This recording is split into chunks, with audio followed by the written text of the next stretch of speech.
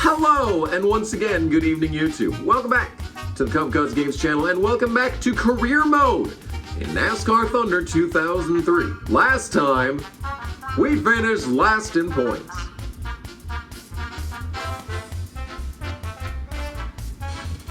Wait, isn't this just the exact same intro as the last time? Are we sure? So you're saying we've made absolutely no progress whatsoever? Please no click off. Okay, you can say that I've been arbitrarily extending the length of this series by disallowing myself from looking up setups, and you may also say that I just suck at this game, which is also artificially extending the playthrough. But you gotta admit something, you are still watching this video, which means I must be doing something right. That being said, last year, we finally broke through and got Rick Ware's first career win at Watkins Glen. That means that the sky is the limit for Season 3, right? Maybe I will not quit out of every race that I'm a little bit slow in this year. Don't count on it. Don't count on it, though. In any case, it's time, once again, to answer the question on everyone's mind. Can you beat NASCAR's hardest career mode? But of course, before we can start a new season, before we can start 2004, you know what time it is. We need a new paint scheme to usher in this new era of Rick Ware racing. And this is that paint scheme.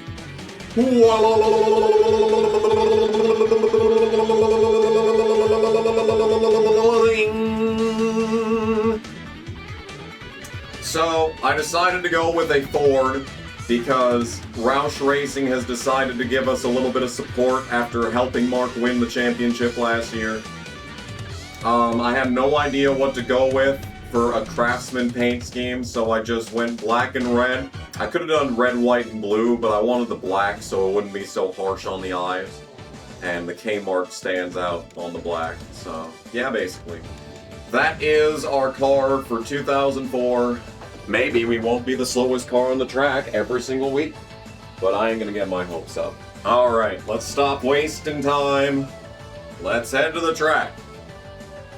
And let's begin the shootout. We're on the pole in the background. Can we be on the pole in the game? No, we most certainly cannot. We're not gonna be winning anything from back here. Boy, these guys really, the leader did not take the pit lane, it looks like. Okay. No lefts. We don't even need a full tank, dude. We don't need any fuel, actually. But like, oh. Yeah, honestly. This would be the race that you do this. Yeah, just a nice 13.2 second fucking 2-tire pit stop, losing time to everyone. We've already lost, so fuck it. We've already lost. Moving on to the 500. We can have a much better starting spot in this one. It's longer until the pit stop. There's more space for us to work with in the 500. 21st. Okay, that's not terrible. We got this upgrade, but we're not actually able to utilize its performance on the car. So we just made the AI faster in probably the most important race of the year, and we don't even get a benefit from it. We have 5 laps to maybe make up some spots, and we have no drafting help. Great. Oh, this is going swimmingly. I'm listening to Big Empty by Stone Temple Pilots right now, and I feel like that is a very fucking fitting song for this situation. Wow! That is amazing right there, man. That... Are you kidding? Are you kidding? Are you kidding? So what? We just had the column that perfectly had all of the fast cars already in front of me and all of the slow cars already behind me. That's just what we had? Okay, maybe the outside column had some slow cars up at the front. Maybe.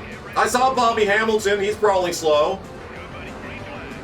Alright, starting 23rd. Terrible start to the qualifying average. I don't even know if that is the objective that we need. I think we needed 25th, so yeah, hopefully that's good enough. We also only need to finish 35th in this race, but obviously I mean, the goal was to win. I actually had it in my brain. I actually was thinking I would be able to manifest it, but no. Apparently, we're just going to be in the 20s. I really thought we could win the Daytona 500.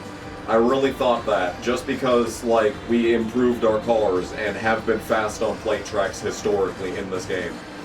How foolish of me to assume such things. See, like, and then we'll get into this race, and we've got the draft, and don't lose it immediately, and I'm faster than Dale Jr., we're just gonna pass him.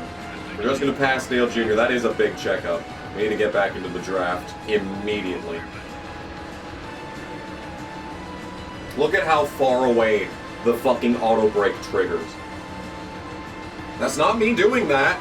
I know everyone in the comments probably saying, oh, you just suck at the game. What am I supposed to do when the car just slows itself down and now I can't pass anyone? What am I supposed to do in this scenario? Now the leaders have taken it into 5th gear. But if I can fucking clear Johnson, maybe get a triple tandem with Albani and Waltrip going, maybe we can close in on them unless they just check me up like that for no reason, you know? If we could stay locked up like this for a few laps, you never know. Okay, Albani's pitting this time, I'm not, but it looks like Waltrip might stay out. If we could keep up with fucking Mark, we'd be in business, but only one person in front of us pits. That's real nice. Okay, well in that case, go Waltrip. I said go Waltrip.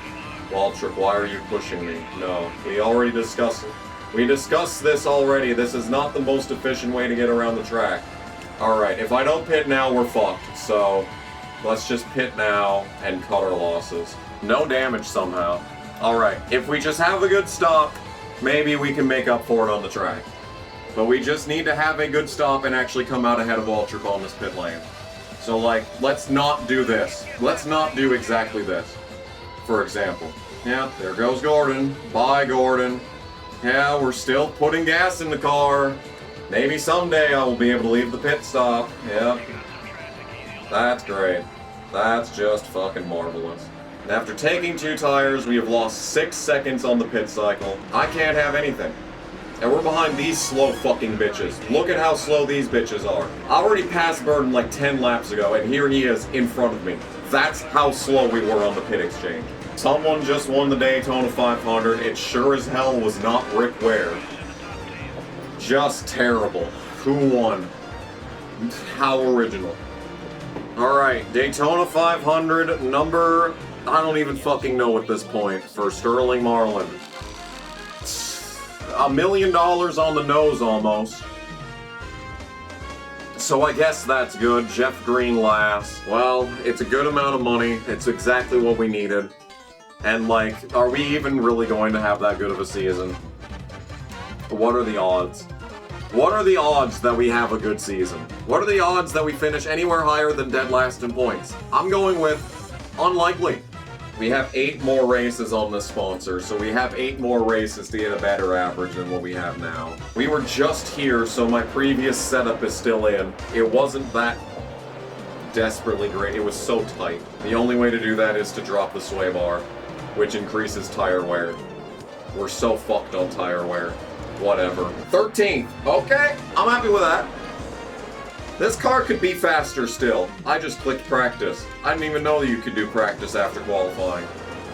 I mean, I guess it says it right there, but they usually have the happy hour button instead. Alright, well that's a much better system than in NASCAR 2005 Chase for the Cup, where if you click happy hour before doing qualifying, you're locked out of qualifying. I suppose it's a better system. Can we not be the slowest car on track? We're about to find out. And considering we're driving pretty much the exact same car that we drove here last time, and we were slower than shit, I'm gonna have to run on the assumption that we're gonna be slower than shit. There are some slow bitches in front of me. I might be able to damage the car and make it even slower. That might be something I can do in this race. Fuck off, would you? They're still way faster than me. However, I do feel like I'm actually on a bit of a, you know, manageable playing field. It's just, they are so fucking fast through this corner. Okay, we'll just, you know, casually nail the corner. But it doesn't matter, because everyone behind me is going 30 miles an hour faster. Well, the leader's up my ass, by the way, so don't have to worry about fucking fuel efficiency again. I guess we'll just pit next time by, because we're probably gonna finish a lap down anyway. Alright, we are pitting the piece of shit car that does nothing but fucking get past the entire race. There, best pit lane entry I've ever had in my life. Shit ton of damage. Yeah, whatever. Can we have a, not even a good pit stop, just not a slow pit stop. Not a slow pit stop. Are you fucking kidding me? We have done 3 pit stops this season, and all of them have been horrible. 18, 19, 20, 3 seconds longer than the estimated time. Let's just lose even more spots. No one on the pit lane, pit cycle's over. Take a wild fucking goddamn guess where we are. That's right, 36th. Lost 15 spots on the pit lane like always. And we're just right back to being the slowest car on track. And don't worry, despite the fact that we were running, you know, like 25th on the track before the pit cycle started. Now we were actually closer to like 15th. We were actually closer to like 15th in the running order when the pit cycle started, but we're just gonna ignore that for a second. Never mind that. We are still the slowest car on track. We've got people trying to pass us. Here comes Jeff Purvis like a bat out of hell. And he's just gonna drive around me because the car doesn't rotate, but don't worry, he's a full lap ahead of me because everyone on the track is faster than I am. It really is like some kind of sick joke. So we are on season 3. 72 races complete. We're still the slowest car on track. Can't get a single good pit stop. Jamie McMurray, 37th in the running order, is just gonna pass me on the outside. We are currently ahead of, well, we were ahead of 6 cars. Now we're ahead of 5 cars. I have more shop upgrades in this car than I have cars that I'm ahead of in this race. I don't get it. You could play Thunder 04, and Thunder 04 has its problems. But oh my god, at least you're not the slowest car on track every single week by season 3. So this guy's gonna blow up. Literally the only way that I can finish ahead of a fucking fake guy is if he blows a fucking engine. This is fucking dog shit ass awful. I've been saying it since episode 1. This 7064 engine come through, so this is 5 points of power higher than I've ever taken to the track. We'll repair this engine for 2 races, I guess. Car rating of 68 is the best we've ever had. Like Vertical Horizon. Vegas wasn't horrible last time we were there, if I remember. Atlanta, we were slow as fuck last year, and we got bitch Darlington. But Texas with this engine is interesting. And then we've also got another engine coming through. 6, 5, 4, 3, 2, 1. So that engine would be ready for Talladega. So that's good. And California. Wow. Wait a minute. Okay, so 3 races. We would build a chassis here for 3 races. 1, 2, 3. It would be perfect. Okay, wait a minute. We've got a plan. We've actually got a plan of action. We could have a fresh, brand new, max power car for Talladega and California. So we got the chassis stuff coming through soon. We'll be able to build that. How much would that cost? There's no way to find out because this game's a dumb bitch. We've got 7 races on this chassis.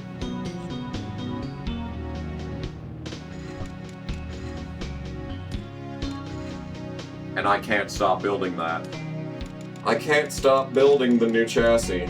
I can't select the chassis until it comes into existence. Which means I can't fucking stop building it. And I can't start a new one until the current one's done building. We could have a maxed out brand new chassis with the drafting upgrade by the time this one's done building, we would have it a race early. And this one that I'm building right now will have absolutely no benefits of the current fucking R&D that I'm making. And I literally can't do anything about it. We are stuck building this chassis for the next 7 races. I had the whole world in my hands. I had a genius plot. We would have had speed. We would have been able to win Talladega. We might have even been able to finish top 30 at California. Now I don't think we'll be able to do anything in either of those races. That's how bad this car is, because the fucking AI is going to become even tougher from this new upgrade. But we could have actually utilized that new upgrade. But now we can't! But now we can't! That's awesome! Congratulations, NASCAR Thunder 2003.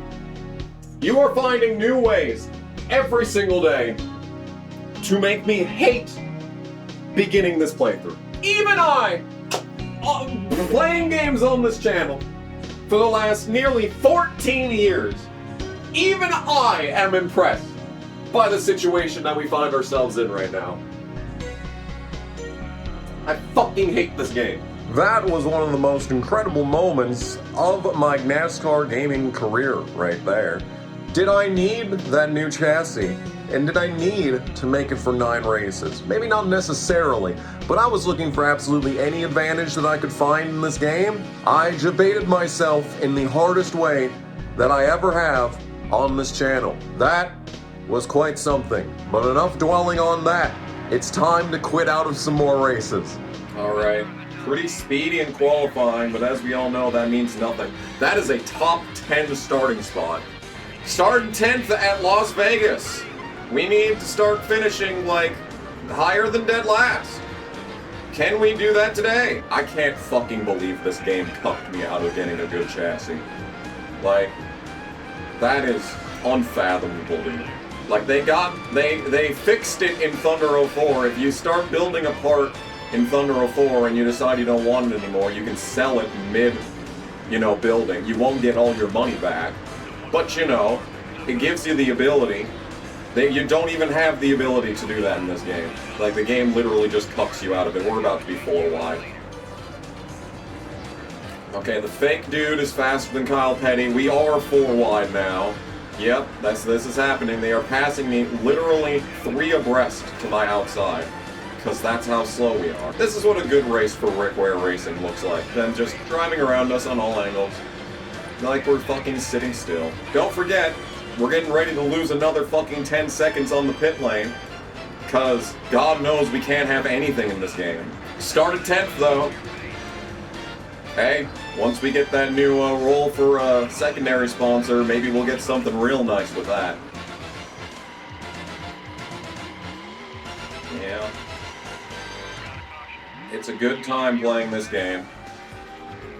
And now the car is destroyed and we're not going to stay on the lead lap, so there's no point to continue. And the winner at that race was Mikle Waltrip, and we are down to 32nd in points with an average finish of 29.3. Whatever. Who fucking cares? We were going to finish last anyway. I don't know what it is about Atlanta, but it's just harder than all the other tracks like it. Like, I don't understand why that's the case, but it just is. Yeah, they're just packed up back there. Dead last again, who fucking cares? One race until that comes through, and the AI gets even faster. Go, that's just fucking lovely news, isn't it? What's annoying is that where we qualify is actually where I'd expect our performance to be at this point in the playthrough. Start of Season 3, 10th at Vegas, a little bit high, honestly. 26th at Atlanta, yeah, that's pretty much exactly where I'd expect to be. 15th at Darlington, yeah. That's pretty much where I'd expect to be at this point in the playthrough. Unfortunately, the only time that's the case is in qualifying. Because once we get to the race, we're just the slowest car on track. It's cool. It's a great game. It's so much better than Thunder 04. I'm so glad I'm doing this instead of playing anything else under the sun.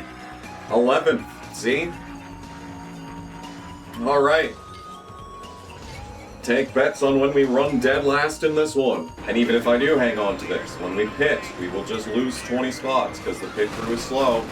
and Ryan Newman has killed the entire field. Okay, that's interesting. If they do pit, then we're super duper fucked. Oh boy, Jimmy Spencer's in it. It's the fucking big one at Darlington. So they're just all over the place. Oh no, defending champion Mark Martin's in it. Multiple cars upside down. Newman flipping again. I mean, you just can't stop Ryan Newman from flipping in the 12th car. A few minutes later. Maybe, just maybe. Oh my goodness fucking gracious. We are going to maintain the average finish that I need. In fact, my average finish is still going to go down from this race. Bristol is next. So I think the smart move here is to just bum rush downforce 900K, 6 races. The reason that I think we should do that is because we've got 4 fucking races on this piece of shit chassis that I don't want and haven't wanted since the moment I started making it. So after that's done, I can sell it out of spite, and then what we can do after that is start building one that's actually good. Yes, indeed. Let's go to the next terrible fucking race of suffering. They put an M dash on the white flag description. This shit was made by Quad AI. Okay, so I can't remember what we needed at this track. We had a really fucking good setup here last time, so the fact that it didn't save is really fucking annoying. See, look how fucking tight it is. It just doesn't turn at all, dude. 14th, that's a good starting place for lap 1. If we just can clean up this lap, maybe we can move up some more. Oh, this is good. Oh, this is a good lap. I say as we cream pie the fucking wall and don't improve at all. It's a worse first lap, but that's fine. We can work with this, except we can't, because it's not going to turn.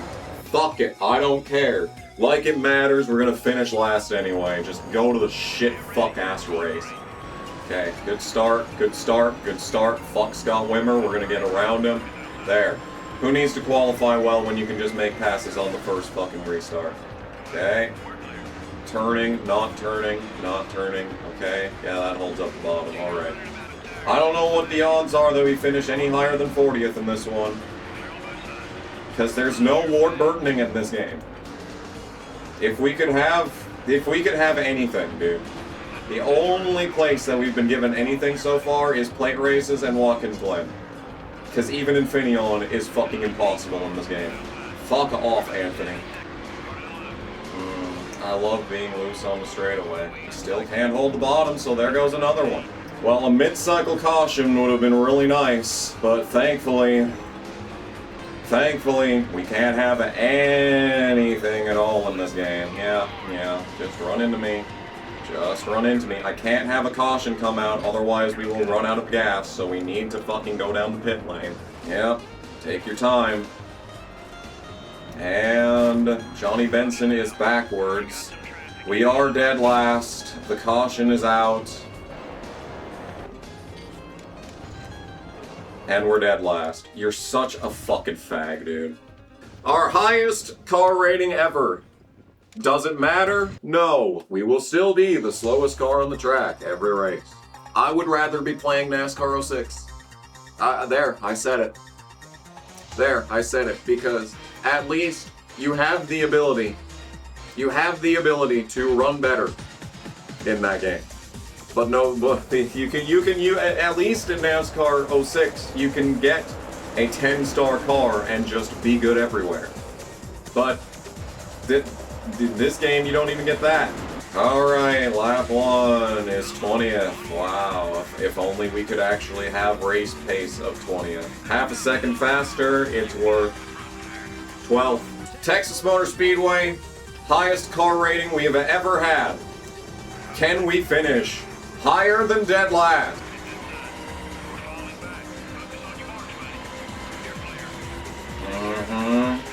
White flag is out, by the way, so no cautions.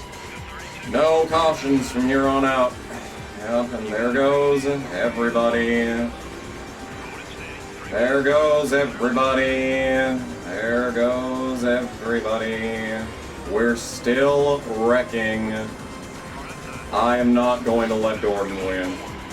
I don't even care, dude. Wrecking some more. Did we not finish last at least? Yeah, whatever. Another race completed in this fucking shitbaggery. Oh, one race to go on Craftsman and 2 to go on Nikon. Okay, so stuff might actually finally be about to happen here. Our average start is 15.7. We should be able to improve on that here, but I think the safer move would be average of 20th. What's this setup look like? It's actually 15. Okay, wait a minute. We might actually have a good setup in this car to start. Holy fucking shit, wouldn't that be something? Not having to fiddle fuck around on the setup screen for 15 minutes. Spend more time on the setup screen than I do in the race. Or maybe the car's gonna be a piece of fucking goddamn shit and we are gonna have to do that. Oh, it's almost dead last. Doesn't that just fill your soul with fucking joy? See, that was actually a good corner, but does it matter? Probably not. Half second faster. Fuck this goddamn game. Fuck this fucking piece of fucking shit. Best lap. Best lap I've ever ran at this track, by the way. That's just how the car's rear spoiler at the bottom. That's funny. Okay, well, what if we improve that by a little bit?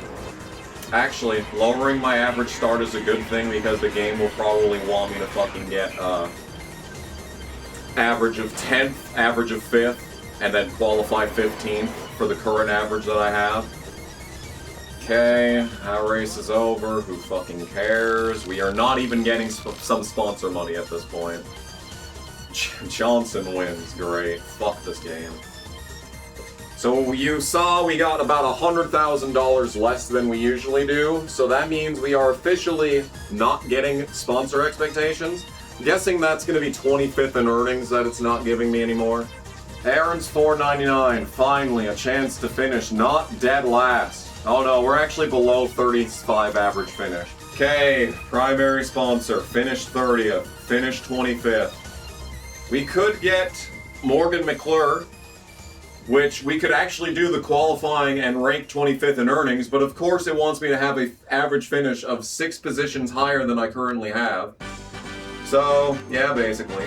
Let's go with Nikon, average finish in 35th, because we can get that up. We can get that up at Talladega. So let's do that. Nothing else has gone out yet. There will be 2 more pieces to fix after Talladega, so... We're gonna select this car. It's 67 overall, so it still ties for the best that we've ever had, which is good because we have 70 power. The 70 power at Talladega, I think we can win this race. Hey you! Up in the sky, learning to fly, and tell me now why. Plate race qualifying!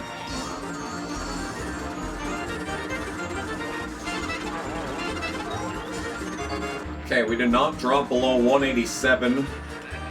49.7. 15th. So that's pretty good. That's a pretty good lap here. I think there is a top 5 in the cards, unless there's someone really slow starting it. That's a fake dude starting on the outside line. Okay, anyone else that's really slow on the inside? It doesn't look like it. Oh, Craven should be slow. It is imperative to not get checked up on the start. I really wish that I could squeeze past Johnson here before we get going. But we're actually going to have a bit of a slow start. I hope Robbie Gordon doesn't clear himself in front of me. Okay, we just need a run here. We just need a run here. That fake dude on the front row is going to hold up the outside a lot. Need to make a quick decision who is going to be a good drafting partner here. I think Johnson is the best drafting partner of this group. Jeff Green is very slow. Craven is not going to be fast. Okay, we're going to pass Johnson. Okay, we are actually closing in. Okay, so the fake dude is leading right now. Okay, that's interesting. I could definitely say I did not anticipate that happening. I am going to screw over Mayfield. Marlin to the lead. So he's going to drive off momentarily. Unless he's slow on the first run, which is kind of how it's been in this game. Is that they're slow on the first run, and then, like, they're just ridiculous on the second run. I think the move is if I can get to the lead. you want to just sit in front of Marlin. Because he's getting ready to drive off right now. I mean, he is so fast. But we're also fast. We're almost going 200. We didn't even go faster than 194 in Season 1. We need to link up with someone to start closing in on Marlin. Okay, let's utilize the inside line here. Just to get around Rusty. Check up. Check up. Big check up. Okay. Okay. Big old honkin' chonkin' ass check up right there. That gets us past both Rusty and Gordon. Okay, I've actually got a drafting partner behind me now. I'd like to clear up. I'd like to clear up. I would really like to clear up. Can I clear up, please? Please and thank you with a cherry on top. There we go. Okay, good push. We are losing the draft. Gordon just gave up, so I guess Rusty is the only option. But that's good. That leaves a good gap behind us. Okay, so now we just tandem up to these guys. That is the plan in any case. Okay, I can't help but notice that there's a fake guy drafting up to my rear end right now. That's not what I would like to see. Do I want to abandon Rusty, or do I trust him to not check up here? I don't trust Rusty. I don't trust Rusty. He's gonna check me out. There's people pitting. Yep, we'll abandon Rusty. Okay. Oh, but they're slow. Okay, they're actually too slow. You're too slow. Warburton. Okay, let's see if I can catch whoever this is. That is indeed Craven. I mean, beggars can't be choosers. A slow drafting partner is probably better than no drafting partner, so we'll get in line with Craven and he'll check us up 15 miles an hour. Okay, Waltrip is closed in. He would be a much better drafting partner than Craven. We've lost 3 seconds to Marlin, who is by himself. It's a slow bitch, it looks like. Alright, we'll pit this time with Waltrip. We are going to not speed because we're going to come in on the side of the pit lane. And I haven't saved. I haven't saved since I started the session because it's been pissing me off. But we do not get to go down the pit lane at the same, and we do not, well, yeah. I haven't saved once, by the way. We're back in Vegas. We're back in Vegas. I haven't saved once in the last hour and a half because this game is pissing me off so much.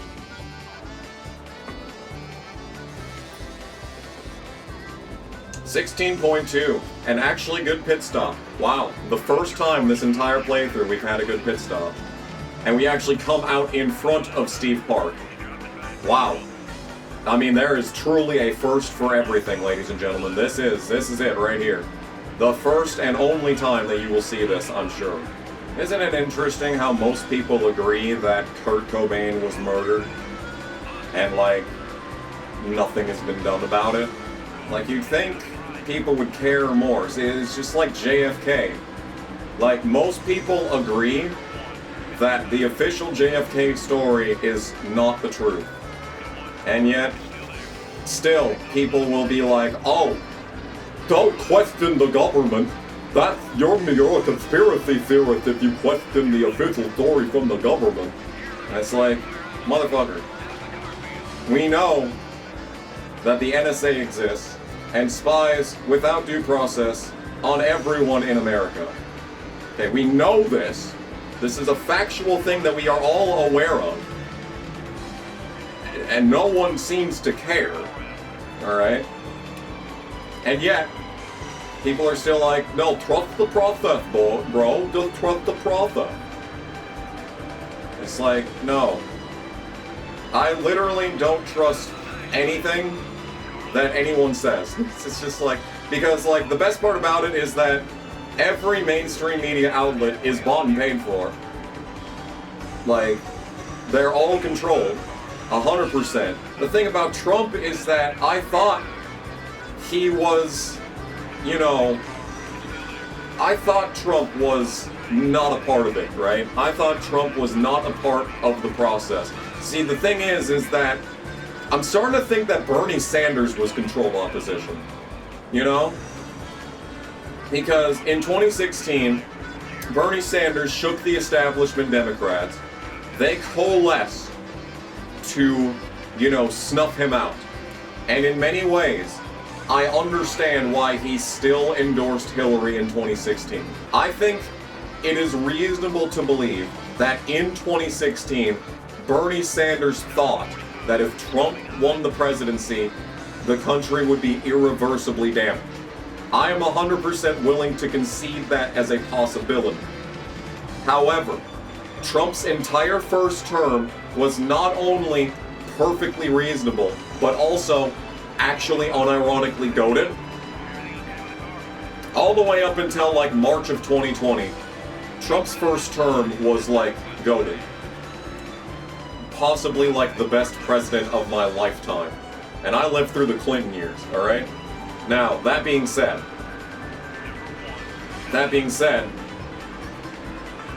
Bernie Sanders in 2020 was doing the whole, the establishment is bad, guy. And I was like, yes, I agree, the establishment is bad. We should do something about it. And then, when the entire Democratic apparatus coalesced against him again, he still went, oh, well, we can't let Trump be president again. That would be bad. And like, everyone looked around at like how okay everything was aside from COVID. And they were like, what the fuck are you talking about? With a smile on my fucking face, I walked into that place. And I still describe myself as a fucking liberal back then. Dale Jarrett wins at Vegas, we don't finish dead last, which I suppose is something. And the car will not be destroyed for the next race, but I'm sure it's severely wounded. Happiness bonus of 37 buckaroonies. Tell you that much. I will tell you that much. But then you got Trump basically bending over backwards for fucking Israel. And it's like, yeah, they are. Like, everything that Trump does, if he's not controlled opposition, or like if he is not completely under the control of Mossad, like, if he's just doing all of this for the love of the game, then, man, he better be like first in line to Jewish heaven. Because holy shit. Holy fucking shit. Like, what is this about merging the United States military with Israel's military? Are you fucking insane? Are you actually fucking insane? Like, that's unironically a South Park fucking skit. That like South Park 20 years ago could not have come up with that. Now, modern South Park couldn't come up with it because modern South Park is a fucking pile of rancid dog shit. Just like this game, you know? Modern South Park is like this game. Like, you know, you qualify good, and you think it's gonna maybe be different this time, but then you actually get to the race and, oh, it's just the same thing that it's been for the last 10 years. Okay. Sounds good. Okay, well, we got a good, it's still a car rating of 67. So we must have had a car rating of 68 at some point, which means that was not the best car we ever had when I was saying that it was the best car we ever had. But hey, 67 is better than whatever the fuck we had here when I tried it previously, so. Will we be not the slowest car on track in this attempt? I'm gonna go with, probably, we're still going to be the slowest car on track. Well, that's about where it's gonna fucking be, because the thing doesn't fucking turn. Yeah, it was like 26, so whatever, it's fine. Yeah, it is just completely pointless to continue. New fastest lap set on the track, by the way. After being the slowest entire fucking goddamn car. Like what do I do? Do I wait for someone to blow up? There's a chance that no one blows up in that race. And then I'm just fucking dead last. It's an hour later and I'm still dead last. Okay, so we got safe driver bonus for both those races, which means we're still on a better engine right now. Chassis, on the other hand, this is going to be the same thing as last time. Yeah, the chassis is actually in really good shape, but it's still a piece of shit, so we're going to have to repair that for 2 races. But we'll get back onto the same engine. I hate this goddamn game so much. Like, I still think that tightening the car so it doesn't get loose and lose 15 miles an hour for no reason is better. I unironically did better in the first attempt. At every race we've done so far. We qualified better, we fucking ran better. I hate my life. 2 races completed today. 2 hours, 2 races. fuck my life. It's just a different flavor of pain every single time you put the game in the console. This time we're just gonna qualify 10th. Outside line! Slow guys on the front row though, so that's nice. Get out of the way. Yeah, it just is. I mean, that's Kyle Petty and Bobby Hamilton up there. So, like, if I did qualify, like, 5th, we could probably get into turn 1 with the lead. If you get in front of them in such a way that they don't try to pass off the track, you can kind of just sit in that half-lane up spot, and it'll cover them off for the most part, but that's just such a precise line to have to run around the track. And I'm just dead. Why not, you know? I love just dying all the time. Yeah. And the time that it takes to get Labonte to fuck off the outside line is already passing me. God, it's so fucking bad. Everything about this sucks. This is horrible.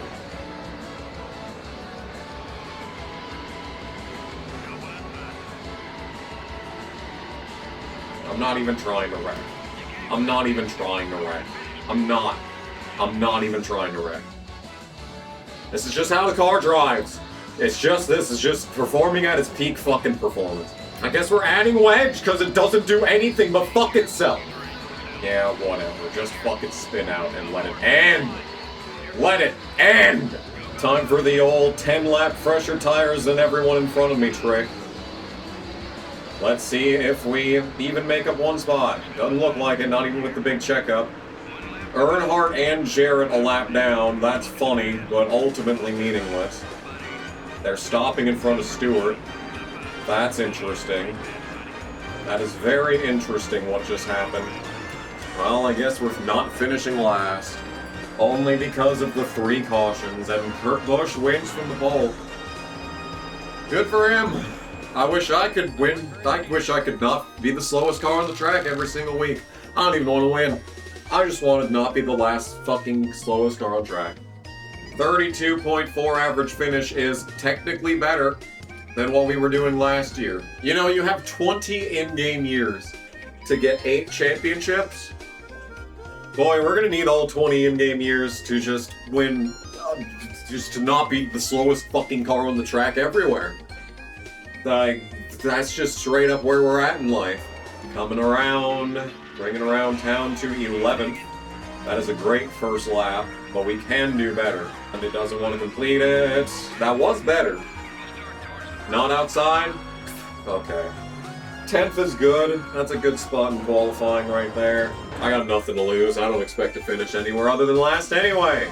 Fuel tank fucking goddamn empty. You are shitting me right now. Not even halfway. Like, not even... I mean, there's nothing that we can do about this. This is so fucked. And of course, you're gonna be in the way. So I guess we're coming down, and there's nothing I can change about the car to make it drive better, so whatever. Oh my god. Oh yeah, I haven't lost enough time already. Please. Take your time. 17, 18, 19, 20. And we are in... dead last, yep. Give it to him. Give it up. Pit from 20th and come out dead last after the sequence is over. And we still wouldn't make it on fuel. Give it up.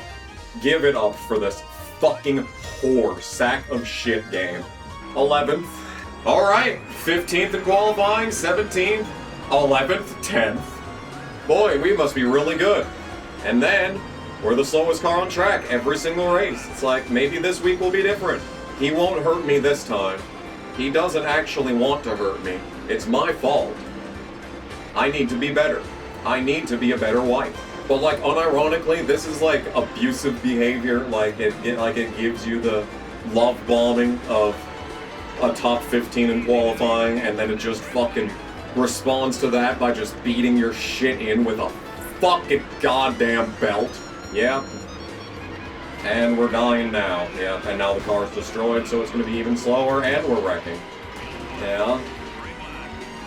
Why not, you know?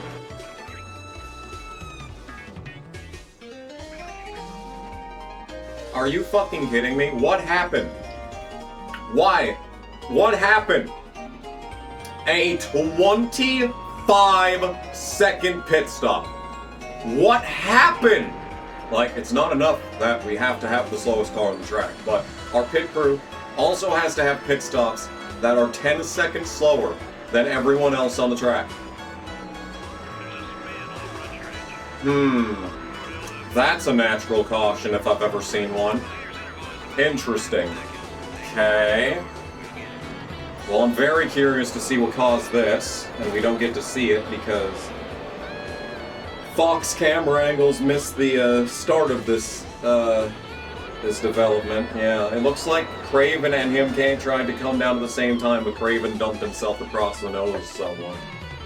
So holy fucking shit, that is, ladies and fucking gentlemen in the audience, that is a natural caution in NASCAR Thunder 2003. It's happened. It's actually happened. We have had it. It's happened. This is now. This is our lives now in 2026 or whenever this is uploaded. And you want to know the best part is that despite flat-footing my way around this track, I'm still getting passed on the outside. So literally the fastest that I can drive around this track is still slower than everyone else on this track. It's amazing, really. It really is amazing. It's fun. It's a good time. So in theory, that tells me that with better equipment, we might actually just be flat-footing every single track in the game. Like, that's crazy. And I will also say that they're not as badly up my ass while I'm flat-footing my way around this track. That only lasts as long as the tires will allow. Caution is out. The second that we cross the line, everyone behind me is still... Nope. Half of the people behind me are not green anymore. We're going to lose a spot, and we're going to lose another spot because they couldn't throw that caution even a millisecond earlier. How cool. Well, it's better than where we finished here in the other universe. Terrible. Terrible game. Is that Mark winning? Who won? That looked like a fake dude. No, that was Mark winning. Okay, 33rd. 33rd at Texas. Say it with me, folks. That is not dead last. Let's fucking go. I appreciate how uniquely unhinged this setup is, but we really do have to work on it. So, like, we just increase the rear spoiler, right? That's what we do, right? 60. How about 60? 60 is a little bit more reasonable than 45. 23rd is what I need to get for my sponsors, so I guess it's fine. New man on the pole. He does that a lot, doesn't he? He is a big boy indeed. Alright, here we go into turn one. Taking this as seriously as possible. This is a serious NASCAR Thunder 2003 playthrough. One that I am putting a lot of mental fortitude into. Definitely. Yeah, like, I appreciate how, like, at these races, we're, like, decently fast for 2 laps, and then we're just the slowest car on track every single time.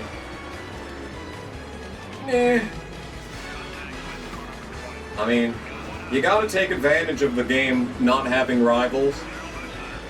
Like, if you're not afraid to run into people and use them as walls, you know, that's gonna help you out in the game, but, like, I'm hesitant to do it because I remember all my trauma from Thunder 04. God, stop hitting me! Is it just that difficult to not? You just get fucking annihilated, and it's just like, we're having a really good race. But it doesn't matter because they just fucking hit you, so the car is probably going to explode at some point. Stop it. Fuck you, Earnhardt. Now, this is what I think about you. Yeah, I'm dead. As expected, I'm dead. Who fucking cares? Jimmy Spencer, John Andretti, Kyle Petty, top 3. And Rusty Wallace 4th. The Dodges. The fucking Dodges. Wow. 10-second margin of victory with 0 laps led. You know what? Whatever, game. You do you. Yeah, the only possible engine and the only possible chassis. Let's put that on the only possible car we could have. Gives us a 68 overall. I don't remember what we had when we went to Talladega last time. When we run out of these two after the next race, but for now, we can get CarQuest for 30th. Average finish of 25th. We could do Tiburon for one race and get $506,000, but I don't think we're going to be able to do that. Average finish of 30th barely pays any more than an average of 35th. That's cool, thanks game. I mean, it has to be average finish 35th because we got that comfortably last year, and we are not dead last in points right now. 16.4 average start, 35.1 average finish. Yeah, so we're definitely going with Kmart. Average finish 35th. Prestige of 59 for Kmart. Talladega again! Yay! Just a serviceable pit stop is all we need. Literally all we need is a serviceable pit stop. 11, 12. I'm second. No, I'm not. I'm in the lead.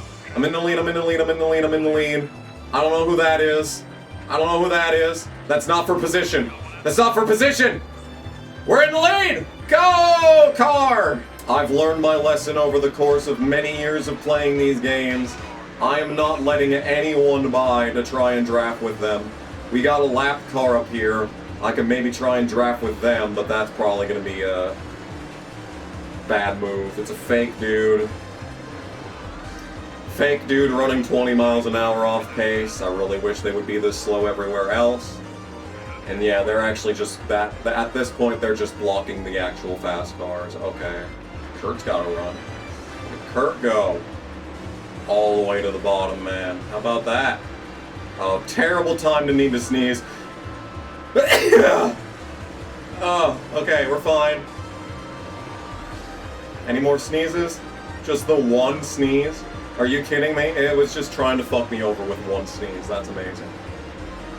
Okay, Earnhardt with the run. Kurt has nothing. Yeah. We're gonna win at Talladega.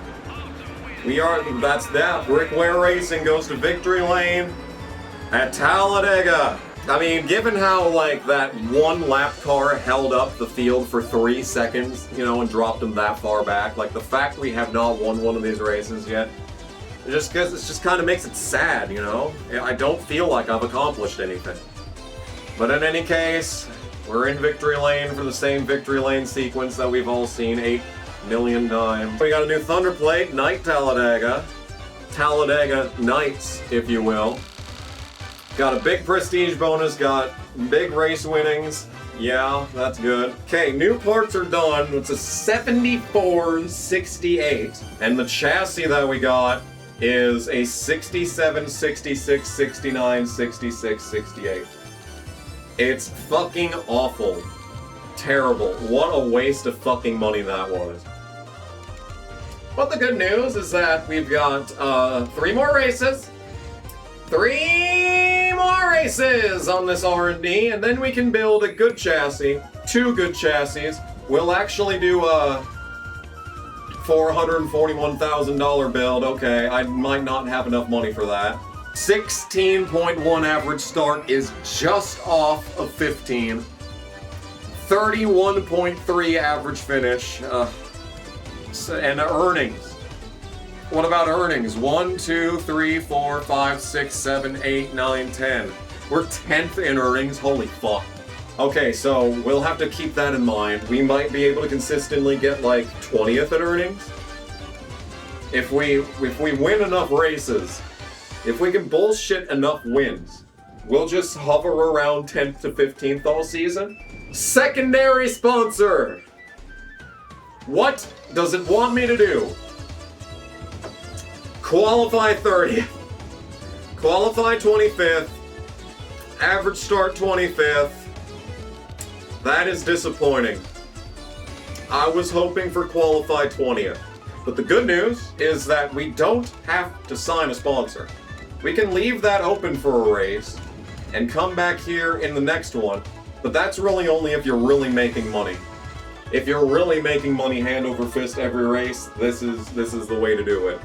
But like, we're not really making money hand over fist, and I also kind of really need the money. So this is a high risk, low reward type situation. But if I can get average of 20th, we'd be in business. 20th, that's what I want to get. That's where I would like my average to stay and get paid to do that. Alright, well, unfortunately qualifying means nothing because we don't have a qualifying sponsor.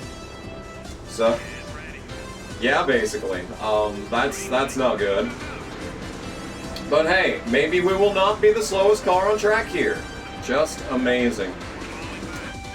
We are, in fact, the slowest, say it with me! We are the slowest car on the track! Who cares? No! No better sponsor. I'd do CarQuest, but then we'd just start qualifying 30th every week, so... But like, given how good we are in qualifying, I mean, it's only a difference of 11,000. I hate this so much. Okay, fine, take it. It's better than getting $0 per race, I guess. I am like physically ill from playing this game. Let's go to the shitty fucking Richmond race. Get the pole, run dead last. P8 to start at Richmond! Take your bets. When will we be in dead last? Put your bets in the comment section now. Lock them in, lock them in. Use all your channel points that you don't have because YouTube is completely fucked that system. Like YouTube has introduced channel XP, right? They introduce channel points, but it resets after every stream. So it's literally pointless. It literally means nothing. It's fucking stupid. YouTube is so stupid. You know, all the politicians from my childhood are dying. Dick Cheney, John McCain, George H.W., you know. I don't think Mitch McConnell counts, but he is sure dead as fuck. Lindsey Graham, all the fucking politicians from when I was 14 that the internet taught me to hate, and I grew to hate for actual real reasons as time went on, but like, you know. We are not the slowest car on track as of this exact moment, but I'm sure as this run goes on, that's gonna change. Ow, you little fucking shit. I'm still in front of you, bitch. How's that make you feel? Huh? Yeah, not for long though. Oh, you could also do that. And be even slower, and now I'm getting passed on the top thanks to that. Yeah. Oh, get cleared. Get cleared. Yeah, that is what you get. Man, the car's fucking a piece of shit now. Boy, 10 more laps of this. I will say though, couple upgrades. We'd be pretty slick at Richmond. Kyle Petty is second. And I just fucking hit the fucking goddamn wall on the front stretch at Richmond because it didn't turn when I came back into the game. That's cool. And thoughtful.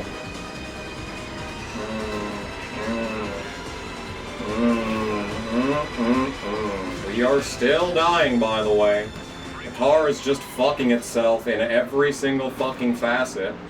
And yeah, now the car is destroyed, slow, and on old tires. Boy, it really is cool how one fucking thing happening can ruin your entire race. It still doesn't drive, we're wrecking. We are wrecking, and the car exploded. I didn't even mean to do that. But hey, the good news is that we don't have to do this race anymore. Moving on. Whoever the fuck K. Patterson is has won.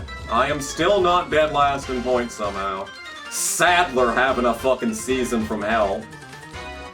Atwood's in the same place as always. Robbie Gordon's back here. Yeah, I don't know what is happening to Elliott Sadler. We also have one race until chassis downforce 2. Oh my god, it's the fucking All-Star. Okay, whatever. We're in the All-Star race because I won. That's true. We are in the All-Star race. So if we won this, we can get $1 million. Hey! Hold on! Hold on a second. It's the All-Star race. I forgot about this. All-Star consists of 3 segments. You must take a 4-tire green flag pit stop. You know what that means? Our pit crew is going to cost us into the fucking next round. Okay, in segment 2, you must finish in the top 10. Oh, fuck me. Last segment is a 10-car race to the finish, so they, like, added 4 more cars in 2003. Nice. Oh my god, we're on the pole! Oh my god, we're on the pole for the All-Star race. Okay. Okay. Wait a minute.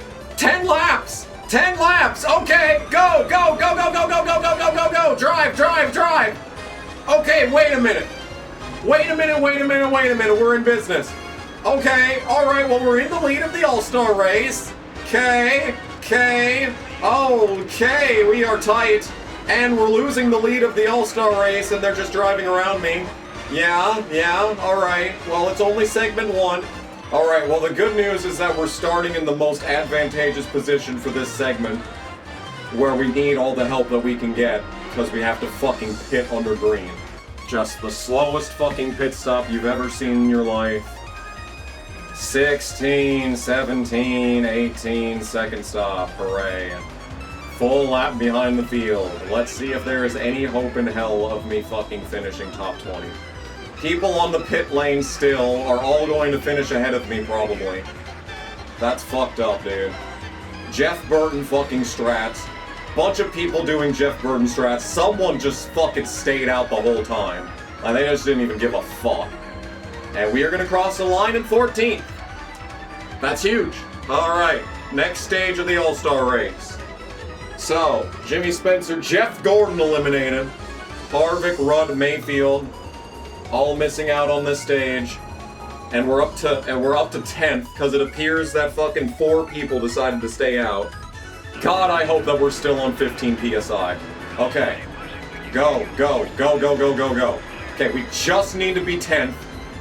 And if we're 10th, we can get the invert. Yeah, you see where I'm going with this? If we're 10th and we get the good invert, we'll just be back in the lead. It's probably completely random. We just have to hope for it. Tires are worn on lap 3. That's ludicrous. Oh, okay. 2 to go. 2 more laps in the stage. God, we're so fucked. We're so fucked on these tires, man.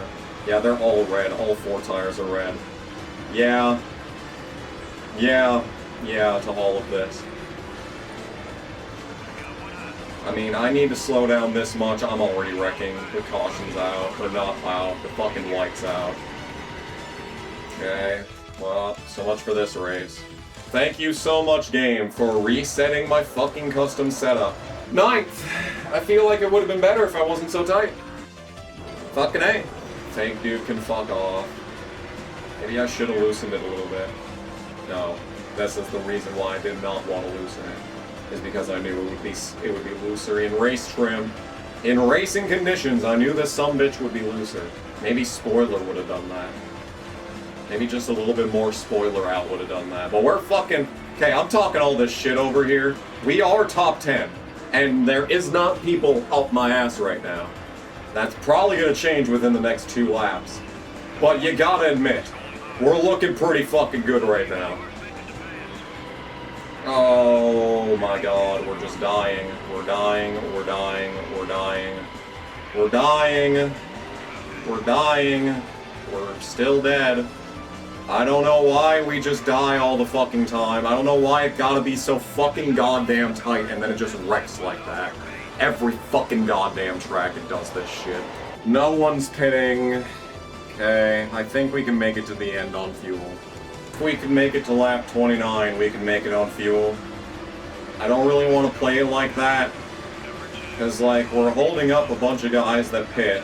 I don't even think we'll make it to lap 29, so that's, like, not even a possibility. But, like, if I can stay in front of these guys and hold them up, in theory, in fucking theory, we wouldn't lose as much time to them, and we'd come back onto the track with fresher tires. I guess we give it a shot. That's all I can do, because I won't make it to the end on fuel, so we may as well try this. The entire field going by, we have to LePage up to be 26th. Well, we got fresher tires than these guys. Will this matter? I doubt it. But 26 would be a reasonably good race, considering where we usually are in this game, which is dead last. Or we could get destroyed immediately and be even slower. Why not? That better not be fireworks, because it is not even close to the 4th of July. And it hasn't rained in like 2 weeks. We're in a drought. The fucking goddamn grain towers on the south part of town fucking burned down. Now, we don't even know what caused that. And yet these stupid fucking sons of fucking bitches are blowing shit up outside for no reason. In the middle of the fucking day, might I add. In the middle of the fucking day, might I add. Like, it's not even night. You can't even see the fucking firework. Have the best run of our entire playthrough right here today. And I'm not even going to gain points on Sadler. Isn't that cool? Yeah, he's just going to drive around me on the outside. As expected, as everyone does. No. Fuck you and your good run. Yeah. No, I didn't want to have a good finish. No, I didn't want to not finish anywhere other than dead last.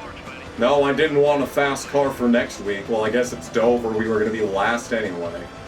So, the car's destroyed again. Probably going slower as a result. That didn't even cause a caution, which would have mercifully shortened this fucking goddamn race of misery. Where is the leader? Who is the leader? Can they pass me so I don't have to do another lap of this? White flag is out for someone. I wish it was me, but it's not. We're gonna have to do another lap. Who won? Jeff Burton. Okay, good for him. Gets him out of the All-Star Open, I guess. Well, we won Talladega, so the All-Star Open doesn't matter. We did not get a sponsor objective, it looks like. Do we have R&D yet? Oh my god, we have R&D. Holy fucking shit, okay. You know what that means. So our best chassis, 7696. If we built a chassis, it would be 7472 for $500,000. So our fabricator is a 7873. We can't fire him because that would be too easy. If we could get like a 77, 79 here, just like 73 is so low, I'd say let's wait another race. Let's wait one more race for this stupid shit to come through. We're probably just gonna skip to the end of Dover as it is anyway, so 16. Everything that I do to loosen the car makes it worse in a different spot. We have to do it. This is the only way. That's the only way to make it looser without making it just be a piece of shit. Oh yeah. Oh, that was a good adjustment. Oh, that was a good adjustment. Now we're smoothing and grooving. Oh boy, a little bitty itty bitty checkup there. We didn't take advantage of it, of course, but we're actually going to the inside of Jeff Burton. That's crazy. We are behind a fake dude. So that's troubling. And we're getting passed on both sides, like always. Oh boy, the run. The run to the inside of the fake dude to clear up in front of him, but leaving the bottom wide open to just get passed immediately, and it means nothing. We got a fucking a blown up engine. I'm sorry about that, Bill, but like, I couldn't help myself. I had to do that. He's just fine, Bo. He's just fine. He's still on the track behind me. He's 100% fine after that. Okay, Bobby Hamilton's not okay. I couldn't help myself, man. I had to. They are so slow on the start at this track. Okay, that's just me just passing. What is that 36 font? Oh my, that was terrifying. He deserves to go to the back for that. If it turns out that Dover has been easy this entire time and I've just been throwing this race for no reason other than I hate coming here, that'd be that right there would probably be the certified funny bunny ha-ha moment of this episode. We kinda are trying to make a pass for 11th in NASCAR Thunder 2003. Now that wasn't very clean. Wasn't a very clean pass, but it was a pass, you have to admit. You have to admit that there was passing. Be it dirty, it was passing. Question, do we pit? Is the field going to pit? That's the biggest question right here. I don't think the field is gonna pit. We're gonna stay out, okay. 12th place. If we have a good restart, we can maybe get into the top 10. That's a fake dude. That's a fake dude. That's a fake dude. That's a fake dude. That's a fake dude! P10! P10 for a moment! You saw it! I saw it, you saw it, it was real. Boy, this has been the weirdest race of the entire playthrough so far. Oh, it's so fucking bad. The car is so awful. But we're somehow in 11th and holding on to the spot. We got pitters. We got pitters. One. Count them, one. That puts us into the top 10 for a moment. Ow, my ass. Okay, if I get fucking destroyed, that's gonna slow me up even more. So, that would not be an ideal thing. Stop hitting the fucking ass of Rick Ware. Yeah to all this. Another hit from Waltrip, why not? Caution's out and I'm dead, who fucking cares? Still barely getting any money. Your winner. Yeah. Well, we didn't finish last. This game fucking sucks. We fire the fabricator. Will we even get someone better? I doubt it. No. Hubris has won today. I literally have to hire someone. I can't not hire someone. So we just fired a guy to get a worse guy. I hate this fucking game, and this guy's probably more expensive, knowing how it goes. Probably more expensive. Alright, so let's build an even worse fucking goddamn chassis than we would have had, and it's even more expensive. It's more expensive and worse. It's worse. It's worse than what I could have gotten if I just built it last week. When's the last time that I saved? You're a fucking goddamn bitch. I hate this game. Fuck this game. We're not doing that. We're not doing that. Okay, welcome back to the Ford Dover. I think it might be tire wear time. We can get that for 600k. That's so stupid. That is so unfathomably stupid. We're gonna do it. We're gonna get this chassis for 3 races. We're gonna do it. Fuck it. Even though I've got a new R&D for 6 races coming through. Maybe we should have overhauled that one. Because that's a long time. Yeah, just make it. Fuck it. Who cares?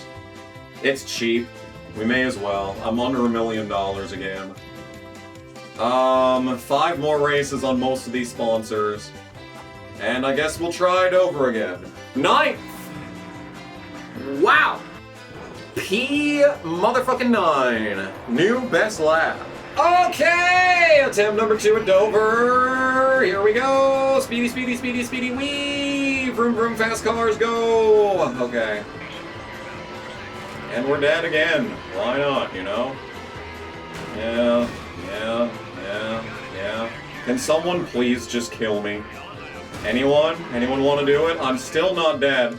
Fuck this goddamn game. Okay, so that's a 5.675 versus a 7.696. So this one is objectively better. We're gonna repair that for 2 races, and then we're gonna sell this one once these 2 races on it are up. And then we'll have 2 good chassis-ish, 2 better chassis. I should have fucking overhauled that, whatever, who cares. We are still not dead last in points. And with all of our earnings from the win, 1, 2, 3, 4, 5, 6, 7, 8, 9, 10, 11, 12, 13, 14, we are all the way down in 14th in earnings. We need to be not finishing dead last every fucking week, but I don't know. I don't know. 2 big fast tracks. Really could have used that fucking, really could have used that 74 drafting. Instead, we got 65 drafting. Fuck this goddamn game. Time for the same shit that always happens to happen some more. Is everyone excited for me to qualify top 10 and fucking finish dead last? I know I'm excited. 7. Whew, doggy, that's a good qualifying position if I've ever seen one. Like, how bad the first 2 seasons were, oh my god, and how bad this season's been. Yeah, still no caution, by the way. You know, how bad the first 2 seasons were, and how bad this season's been, I don't even know if it's gonna be 1 season per episode. We very well could be fucking doing... We could be doing the first 3 fucking episodes of this, might just be the fucking... everything that we've done so far. Maybe in the first episode. Is everyone pitting? Fuck this game. It's just... they just drive around me. And run into me. And fucking kill me. Nothing I do matters. Nothing that I do matters. Whatever. Dead last again, I suppose. Our average finish is worse than last season. Okay. 20 fucking bitch-ass third is horrible.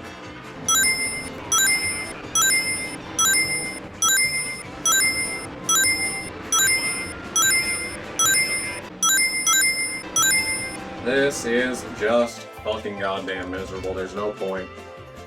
There's no point in continuing. It's just wasting more time. God, at some point, we will not be the slowest car on the track in every single race. At some point, someday, I believe. I have faith. I don't have faith. I actually am starting to lose any confidence that I had in this fucking playthrough. Any confidence that I had in this playthrough is completely gone. But the good news, well, we could probably overhaul that. 72 for 342,000, or we could just wait 6 races for the new one. I think we just wait 6 races for the new one, because we're gonna be the slowest car on track at most track places no matter what. So who cares? Who fucking cares? So we got this come through. It's 5 points better in downforce and drafting. Which it's a lot. It definitely comes off as a lot. We'll sell that chassis for 119. I did notice something, that there's no track-specific parts in this game. That's interesting. I don't know what that says about this game. Put the stupid fucking car together! Car rating of 71. My fucking god. We are at a car rating of 71. A car rating of 71. That is so fucking much. 3 races until that. How many races until this next part? Nothing. Okay. Well, we can start working on that immediately after this next race is done. Cool. But this is Infineon in the best car that I've ever had. If I don't blow it like I am right now, you know, if I don't do exactly what I'm doing right now, just start over. Just start over. We could probably get it in lap 1. If I can grab the lead, like we had winning capability the last time that we went to this track. We got the pole by not much, but I blew the last corner, so whatever. Okay, it is Infineon, the fucking only opportunity of the season we have to be fast. A road course. Hooray. Let's not finish last in this race. Okay, clearing myself in front of Rusty. This first turn is so problematic, because they will pass you on both ends. Oh boy, we're gonna bump him back. And yeah, as long as I don't drive off the track, I think we've got the race won now. Oh, there is a green flag pit stop that we have to deal with though. But there was a natural caution last time we came here, so keep your eyes peeled. Don't touch that dial.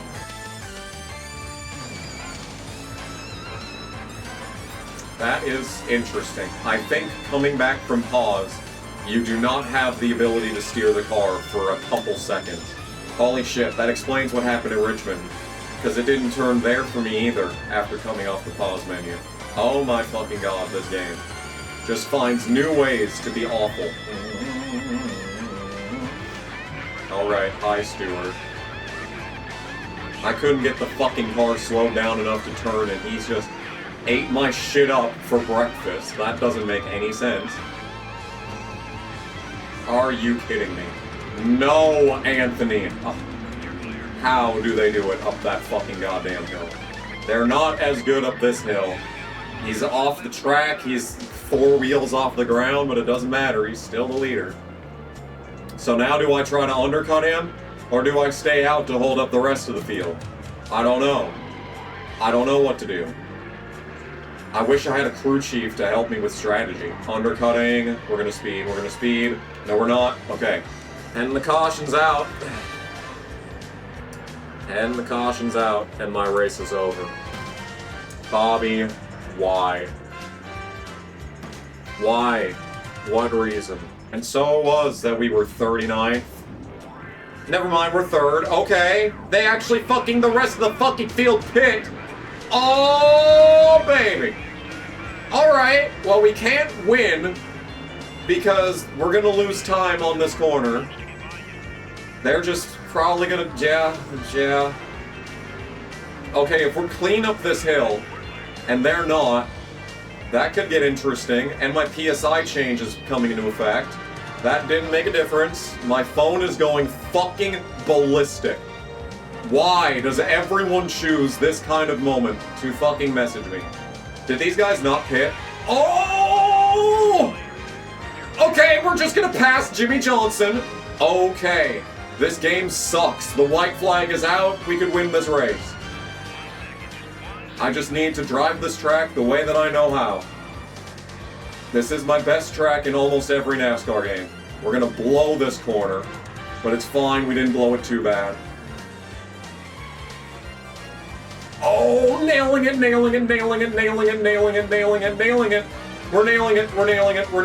nailing it. This is it right here. Oh, I'm gonna fuck this corner. Go. His tires are so bad, I've got the draft. His tires are so bad, I've got his draft. Just fucking rotate. I can win this.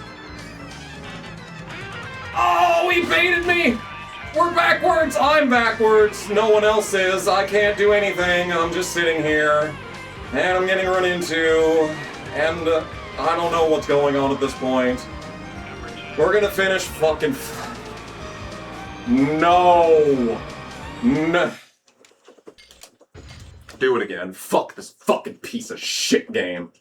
One time, get a race that isn't a flaming hot sack of fucking goddamn dog shit. Just once. We're back again, surrounded by a bunch of fake guys and Elliott Sadler. I mean, if I can't hang on to the lead on this attempt, I may as well just quit the fucking playthrough.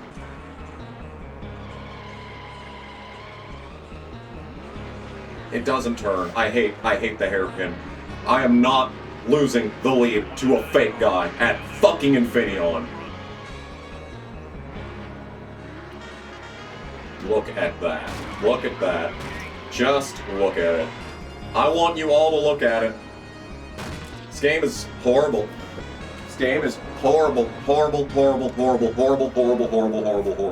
Bye, everyone. Oh yeah, horrible stop. Yeah, any day of the week. Pretty much. Please. Caution's out. Race is over. The race is over now. Move! Do it again. Just do it again. May as well. I've already restarted 3 times. We may as well just do it again. Yeah. That's so cool how you do that. And then I lose a bunch of spots. I lose a shit ton of spots because you're gonna fucking do that. Yeah, why not, you know? It's not that we're already gonna fucking be slower than goddamn dog shit.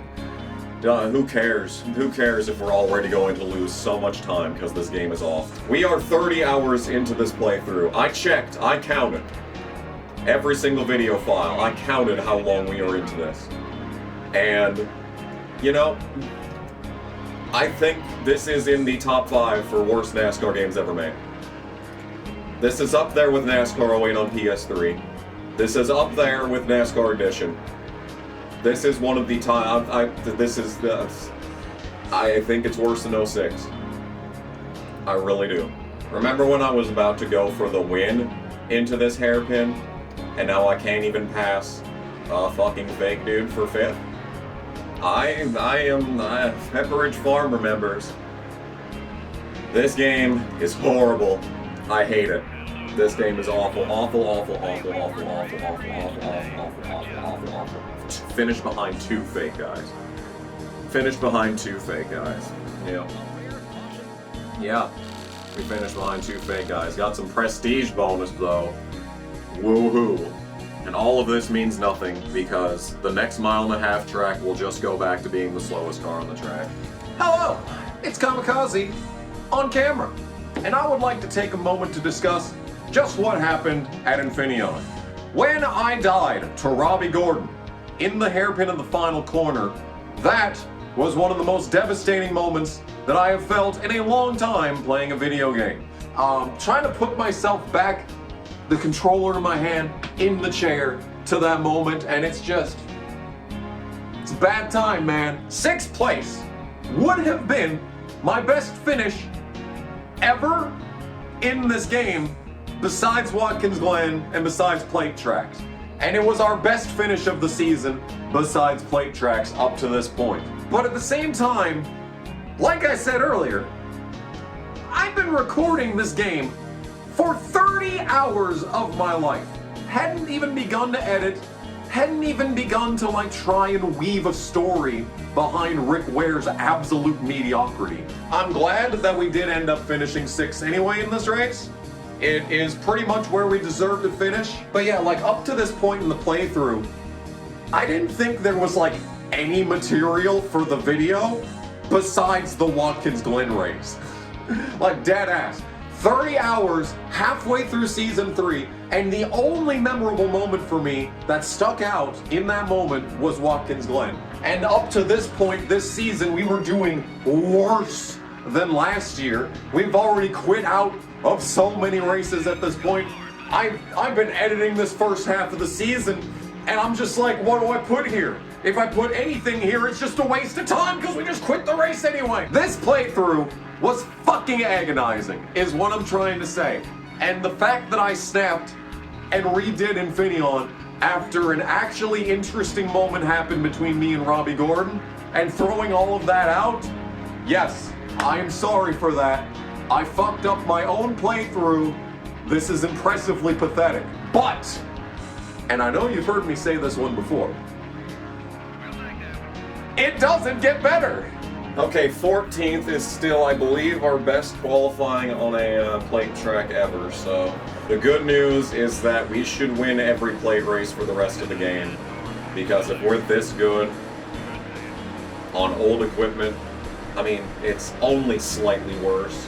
It's still a 70, it's a car rating of 70, it's the best car I've ever brought to a plate race, it's the best drafting car I've ever brought to a plate race, by every metric, we should be doing this good right now. Something I've always hated about Thunder 04 is how there's only 3 sponsors you can select at a time. No matter what the options are, those are the only options that you get. In this game, you're given the option to take cheaper sponsors for easier expectations. And I appreciate that. But I only think they implemented that because they knew how impossible the game was. So, even though Thunder 04 is a much easier game, that whole sponsor thing, because that's what always happens in Thunder 04. Even in the Truex playthrough, when I was bad at that game, even back then, we'd still get impossible expectations, even when I was doing worse in races. But this game, you're given the option to take cheaper sponsors to actually be able to get them. But even then, we're still barely getting fucking the expectations for the primary sponsor, which is average finish of 35th, halfway through season 3 with a bunch of level 2 upgrades. It's genuinely just annoying that we are so easily able to win this, and yet I can't do anything at Infineon, and I can do even less everywhere else. I would like to have 20th place speed at my worst track. to be able to chase a championship, to be able to actually do things in this game that isn't just plate races and road courses and just qualifying everywhere else. But no, we are not afforded such luxuries in this life or the next. We have to fucking suffer and get easy wins at plate races and be dead last everywhere else. It's literally, genuinely, it is dead last everywhere else. Did the game crash? No. Okay. I don't even care about the fucking goddamn post-fucking victory lane bullshit. Because it's completely unearned. I feel nothing but fucking anger. I feel absolutely nothing but fucking rage. Tropicana 400. Car rating is 69. Best car I've ever taken to a fucking mile and a half. How much you want to bet we're the slowest car on track by lap 5? But there's still 2 goddamn races left on this R&D. 1 goddamn race left on this R&D, so we can't start, we're not going to have that park for another 4 fucking races. Gotta love it. Gotta love it. Gotta love it. Well, we'll want at least 1 more. Oh, we have no sponsors. Okay. Hello? What happened to our sponsors? Okay, well, let's fucking take a look at what our options are. Standings. I'm ahead of 2 people in full-time standings. And we have average start of 13.9. I could have done average of 15th if only that popped up as an option. Average finish of 31.4. And since there is only 2 races left that we will not be the slowest car on track, this is only going to go down.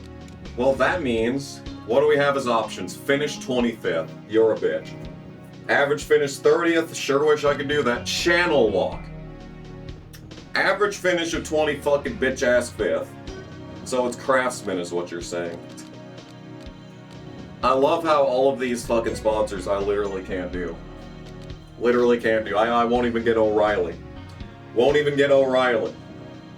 So we gotta take the one that's $18,000 less because that's the only one I actually can do. Associate, on the other hand, is going to be very interesting. Because of all the races that we fucking won, it's gonna be interesting to see where we're at in earnings. 1, 2, 3, 4, 5, 6, 7, 8, 9, 10. We're 10th in earnings. We're reliably way ahead of 20th. So what are the options? What are the options? Rank 30th in earnings. Rank 25th in points. Rank 30th in points. I could unironically do rank 15th in earnings. But what does it ask of me? A bunch of fucking nothing. And then to 18 races. 18 races, we'd be locked into that. 18 races of being locked into half of what we could be making on Associate. What's the driver? NASCAR Thunder would be better than Kmart. Prestige of 65. We've increased Kmart's prestige significantly over the course of the last couple of races. I mean, it's more than Kmart. Alright, we're not gonna do a fucking Associate. We're not gonna do a fucking Associate. Why is the range so massive on these springs? Like, did EA really think that people would want to have the, like, even if they did it by every 5%, I would think, you know, most people would only go in between, like, the 10s, but, like, even if they had it as just every 5, you know, I think it would be better. That was a pretty terrible second lap. It might improve a little bit. 17. See, that's probably where we should be finishing. Listen to one Metallica album and Spotify goes, your favorite artist, Metallica. Green is out. Here we go. Gonna have a good start. That's usually a terrible sign in other NASCAR games. If you have a really good start, you're usually slower than fuck.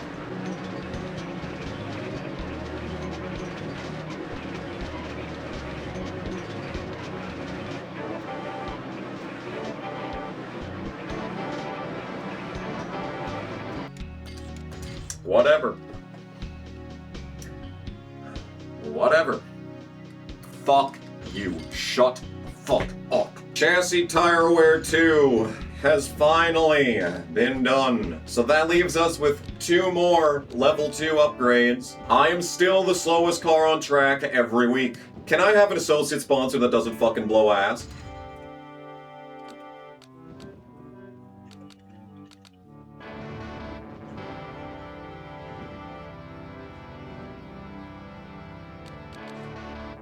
No. No, I can't. It's only gonna get worse. Like, I call the game a fag. And like, it is. It is a fag. I call the game a fag, and I feel like it's an accurate observation. You know? This engine is still better than the other one, by the way. 3 races until we get a new one. 3 races until we can throw away this piece of shit. So I guess we'll do 1 more race on this engine. Where are we going, Bill? Where are we, Bill? New England 300. Pole and slowest car on track. We all know how this is gonna go. So, like, it still has better downforce. I mean, everything else is terrible, to be fair. To be 100% fair, everything else on this car is terrible. We were also going to check to see what the builder situation is. Bob the Builder, can we fucking... This dude's happiness is going up, by the way. Okay, let's see. Let's see if there's anything better on here. You know what? That dude is pretty fucking good. That dude is pretty fucking good. You know what? In all honesty, there is a chance. There is a chance that we've got better builders. Do I want to risk trying to get them? Yeah, this dude sucks. We could probably just straight up replace him with someone better. Okay, chassis builder. We just need a better than 73 and 74. 76, 76. Beautiful. We take those. Now, we've also got 77, 79. Now this dude's pretty good. Do I want to risk firing him? He's basically the best that we're gonna get, I think. So I'm not gonna touch him. 3rd on lap 1. 3rd place to start this race. That rhyme. We can basically make that rhyme at every single event. 36th place to start this race. 43rd place to start this race. 43rd place to finish this race. We're gonna go 3 wide for the lead. We'll be fast for exactly half of a lap, and then we will be the slowest car on track. Put Jimmy Spencer in the wall. You know, all that good stuff. We can maybe lead this lap. Unless I get dumped. Yeah. Yeah. You know, I don't even fucking care at this point. Can I have a sponsor that isn't a fucking pile of shit? 30th in earnings. That's basically where we were. Yeah.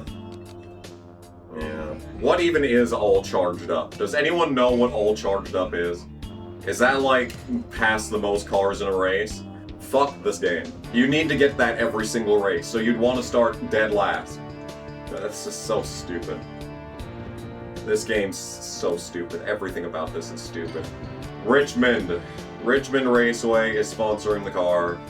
That looks so stupid, but whatever. God, this game sucks. So, like, do you think if the tire wear upgrade comes through and it actually improves the tire wear, would we want to start focusing on making the car drive better? And like start dumping tire wear as a bar? The problem with the car is that everyone on the track is 10 miles an hour faster than me on every single straightaway. Improving the handling and grip of the car does not change that. That does literally nothing to mitigate the fact that the car is slow everywhere. I'm starting to feel like the 30 hours that I've put into this, well, 31 now, the 31 hours that I've put into this playthrough have all been for absolutely nothing. Because I feel like, to answer the question, I still don't even know what I'm going to title this. To answer the question on everyone's mind, can you beat NASCAR Thunder 2003's Impossible Career Mode? The answer is fuck no, so far. Like, this shit is just actually unplayable at this point. Barely a better lap time. But it's all the way up to 8th. Yay. Yeah, just drive around me 10 miles an hour faster.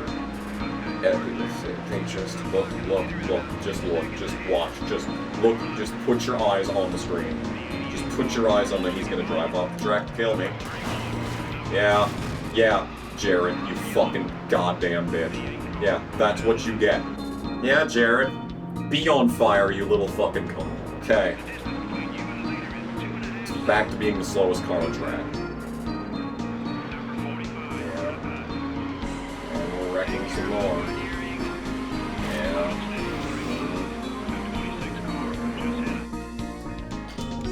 Slowest car on track, again. I think we are losing money at this point. Does the setup here even matter?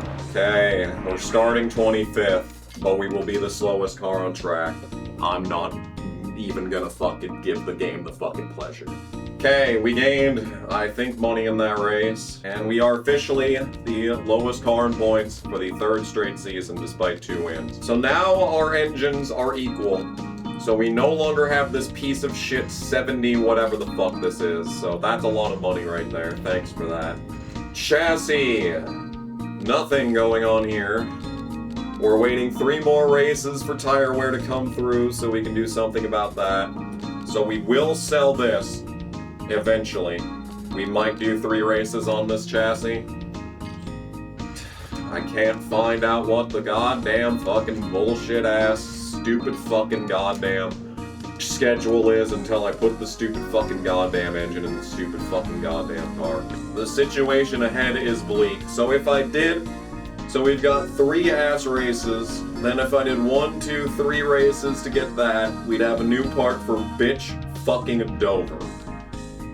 Or if I did 6 races, it would be ready for Lowe's, which would be nice, but it is just tire wear.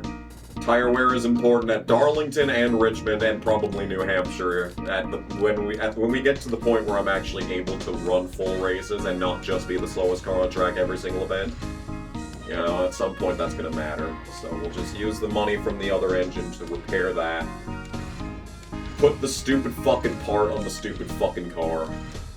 Okay, so that is our best chassis and our best engine together. Gives us a car rating of 71, which is pretty good. We won this race last year, which means that anything short of winning this year is a failure. Like, in accordance with everything that's happened in this game so far, and the progression that we've gone through, this should be an easy win. Like, actually. Like, unironically, this should be an easy win. So, can't wait to find out how I'm gonna get fucked in this one. Oh yeah, okay, we just flat-footed the fuck out of the uphill. That was gorgeous. Better hope that we win this race. Otherwise, you know. And now they're going to be on fresher tires than me, the caution's out. Yeah. We're probably...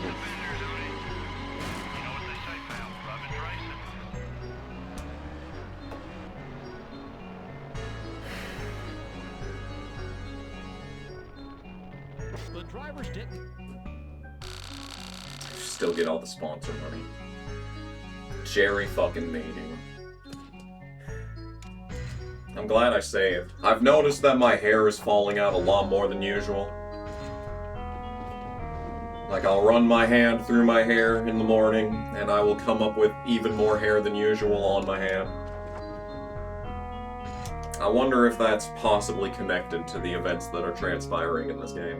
In spite of everything I've said, I do recommend that everyone at least check this game out at some point, so you too can experience what it's like to be absolutely shit on in every waking moment of your existence. I can't believe that I am actually this long into the game, and this is still happening.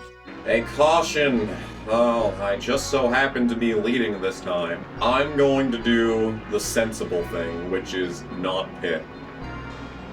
Because I feel like no matter what I do, the game is going to do the opposite of what I pick. And I already know we can make it to the end of this race on fuel. Dale Jr. having a bad day, Gordon's upside down. Yeah, that was the right move to not pit. Because we've only got 5 laps to go. Now, the question is whether or not they pit. Because if they have fresher tires, then they're going to be even fucking goddamn faster. But given how they got through that corner, I'm going to go with probably no fresh tires on them.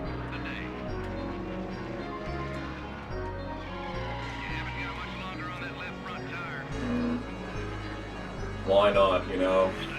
It was going too well. It really was going too well. And now Labonte is just going to be ridiculously fast, just because he's in front of me. I'm just gonna have a perfect last lap and completely fucking blow it. Because I had no chance of winning, so of course I'm gonna have a perfect last lap on ancient tires. Yeah. So, I mean, I don't know what the fuck changed between this attempt and the first attempt. But, yeah, that's more of along the lines of what I expected this to maybe look like. But I'm still left wholly and utterly unsatisfied because, well, the car's destroyed. So it's gonna be terrible at the next race. Only down to a 70. So it must not damage the car as much on road courses. The game must, like, take into consideration, like, most players are not gonna be great at road courses. So it's a little easier on that. Which is nice. I wish it was easier literally anywhere else. But you can't have everything, I suppose. Yeah, that was pretty shit. 15th. You know, all things considered, 23rd is better than last. That's 20 positions higher than last, in fact. We'd probably be doing better if I'd gotten a little bit of if I tried a little harder on the setup. We do have people starting to pit though, so if I were to happen to blow a tire and cause a caution, that may result in some funny things happening. And we're dead again. Qualifying Simulator is such an exhausting game. How in the ever-loving name of shit? I genuinely don't know what I'm doing differently on the attempts that we've done so far today. But don't worry, we are still just wrecking for no reason. That hasn't changed. I don't know what I can do to make the car any better. I would like to put in some PSI, maybe some wedge. Yeah. Why not, you know? We have a chance at a good race. Let's have the worst fucking pit stop that you've ever seen in this game. 19, 20, sitting. We're still going to gain spots from this pit stop. Despite all that. Yeah, that makes so much sense, dude. Another horrible race in this godforsaken game comes to an end. 29th. That is higher than last. Maybe 2 tire wear upgrades from now we'll be able to finish this race. I gotta say though, we're making progress. It took like 5 laps into the run for us to be just dying loose. If we can improve the tire wear and improve the speed of the car, every other car on the track is going to also improve. So any progress that we make is going to be completely negated by the game making the other cars on the track better. But it's time for a classic Bristol race. How's our setup? It's not saved from last time. That's so wonderful. Putting the sway bar all the way down in qualifying might be the move, but then putting it back up some for the race. I think that's the move, honestly. Oh god, look at it turn. Yeah, that might be the move right there. We're gonna be the slowest car on track in the race, so there's no reason to waste the tire wear on this in the race. But, you know, we can go out and qualify in second on lap 1 when I'm not even really doing that good. Second in qualifying, if we can get the launch on the start, damn, we could block the entire field. Damn, he beat us by 4 1,000s. Let's beat him on the start. Alright, and away we go.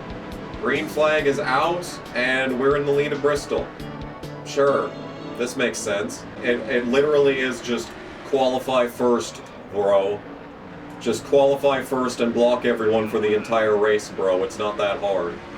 And, yeah, as it turns out, that is the strat. That is the strat. Oh, baby, it's loose. Okay. Okay. Well, we were in the lead for a minute.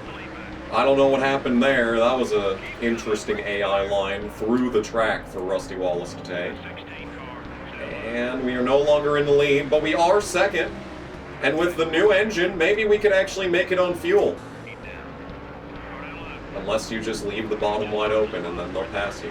So disrespectful that they put someone else into Greg Biffle's car and it actually is running good instead of being last in points. That is just, they did Greg Biffle so dirty in the early EA NASCAR games. Like, sure, we are slower than everyone, but they're not able to get alongside me. Like, we're just chilling. We're being chilling in this race right now. I was not paying attention to fuel mileage. There goes Mark. There goes more spots, because one fucking lift up off the gas and everyone's gonna drive around you. It hasn't gotten loose once. Which tells me we're safe to take wedge out. But then we have to rely on the pit crew to have a good stop. We have to have faith that they're not going to cost me 6 seconds on the pit lane, because that's the difference between having not just a good finish, but not finishing last. That literally is the difference. Okay, we are on the pit lane, we are taking out wedge, and that's all we can do. That's all we have time for. Please, God, have a good pit stop. A million years later, we're going to transition. It's the same speed as last time, just don't fuck up. 19, second stop. We're in the 30s.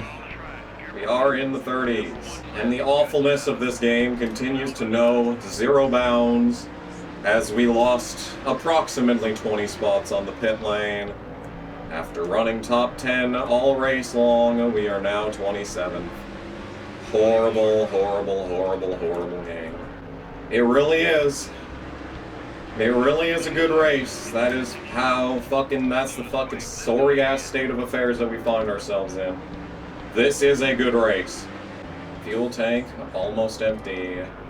We're still racing Earnhardt. Another 29th.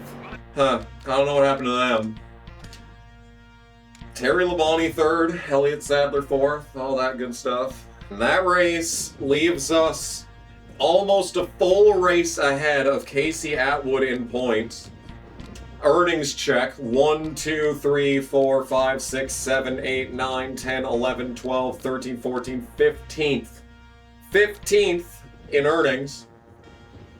A reminder that the game refuses to pay me out for any higher than 30th. Whore. You're a whore. We got 2 more races on Craftsman, 4 more races on O'Reilly, 3 more races on NASCAR.com. But a good one to follow would be this secondary sponsor. We should be pretty high up on average fin starting. We are 12.7 on average start, so we could legitimately get 15th average start. It's probably gonna go like, average start of 35th. It's gonna be what it asks for. R&D news. Chassis Grip 2 is done. Hall of fucking goddamn Luya, it's over. Oh baby, 73, 73, 74, 72. What's our, this guy? Didn't we fire the other one? By all metrics, you would take out wedge, but I think turning down the sway bar is the move on this occasion. I mean, the rear spoiler is just the fix everything button. And I just don't want to press the fix everything button because I feel like that's the reason. It just makes the car slower. Even if it hits the red line, it's still slower. Going green in this stupid ass race. We're on the outside of Darlington, so we're not going to be able to utilize the checkup. Yep. I don't know if it's entirely placebo. It could be entirely placebo. But like, I feel like this setup is better. And the AI are not just driving around me. Admittedly, the entire field is packed behind me. But we're halfway through this tire run and we're 15th. I'm telling you, man, I'm onto something with the spoiler. Oh, they're just driving around me now. Oh, my darling, how will love so right could turn out to be so wrong. Boy, I can't imagine what my CIA agent must think whenever he listens to me singing the Bee Gees. Most of the field is pit. Like, everyone behind me pit so that they're gonna jump me. So I'm gonna lose even more spots than usual. I'm now realizing it's my pit lap. You know, the car isn't driving that bad. I hate how they just fucking pass you coming to the pit lane. But yeah, we're probably gonna come out 40th because everyone behind me pit early. 20.3 is what we're on, and we are literally last, aren't we? And now we're dead last again. Because we're always dead last. This game is a fucking goddamn bitch. Yep. Dead last, as always. Okay, so you are done doing that. Hooray. Which means you are fired. Fuck you. To get a better dude, a 77-77. I mean, that's just every day of the week. Cullen Chatfield, what a name. Good move by me to fire that guy. We could also fire the engine, or not the engine. We could also fire you, which is a 76-76. That's pretty balanced. I'm pretty happy with that. Yeah, all of our builders are really good, so happy with that. It's time to build the ultimate chassis. Our best chassis currently is a 67, 66, 74, 71. But we could build instead a 73, 73, 74, 74. It'll be ready in time for Talladega and Lovelace. Huh. Okay. So that being said, 18 races to engine efficiency. We could do 6 races. Let's do 12 races. 400k at 12 races. Because that should get us, yeah, we will start building level 3 stuff right at the start of 2005. Yeah. So that's good. Okay. We are officially 48 points-ish ahead of 46 points. Not even that. We're fucking like 26 points ahead. Because I think he got DNF glitched to a higher finishing spot at Darlington, but I literally don't care. I'm not doing that race again. The misery of the tire wear. We have to minimalize tire wear here. It's just required. Like, the rest of the setup just has to complement no tire wear. That was a worse lap. We move up to, no it wasn't. We move up to the front row. Okay. Interesting. On the pole is Rusty Wallace. I feel like whenever we have a chance to win, it's him we're racing against, so let's see. Yeah, we're gonna have the jump into turn 1, and we can start blocking. Fat. Car's fat. I do not have the ability to lead this race. Bye, Rusty. It was nice to know you. Immense skill levels. I will say, though, we are kind of fighting back against him a little bit. We are kind of just a little bit fighting back against Bob and Bonnie. We're still slow on the front stretch. Okay. Rusty Wallace is gone, but, like, we're actually battling Bob and Bonnie for second, and we're going to take it back. Sick. With 2 C's. That's awesome. Fuck me. And it's undrivable. He could have not ran into me, you know? Yeah, it's like so fucking loose, dude. And you're just gonna sit on my inside and everyone's gonna run into me. And that only cost me 2 spots. Interesting. And we're wrecking. 'Cause, say it with me, nothing I do matters. We're gonna add half around a wedge. 17, 18 and a half, just sitting, just sitting. Just sitting is what we're doing.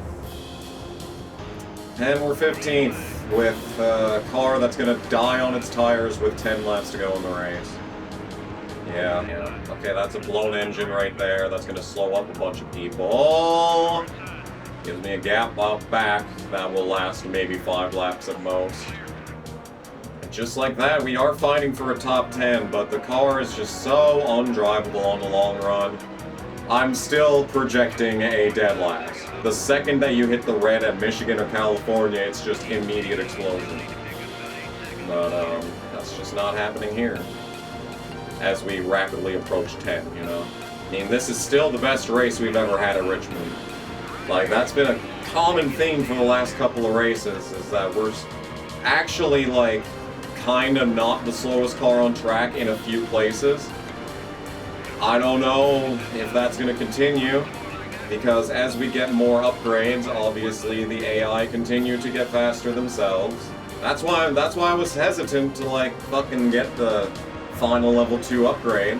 Because like if we just keep it where it's at, like maybe we have a sniffing chance at doing something other than finishing dead last in points in a season with this level of upgrades. God, they just drive around you.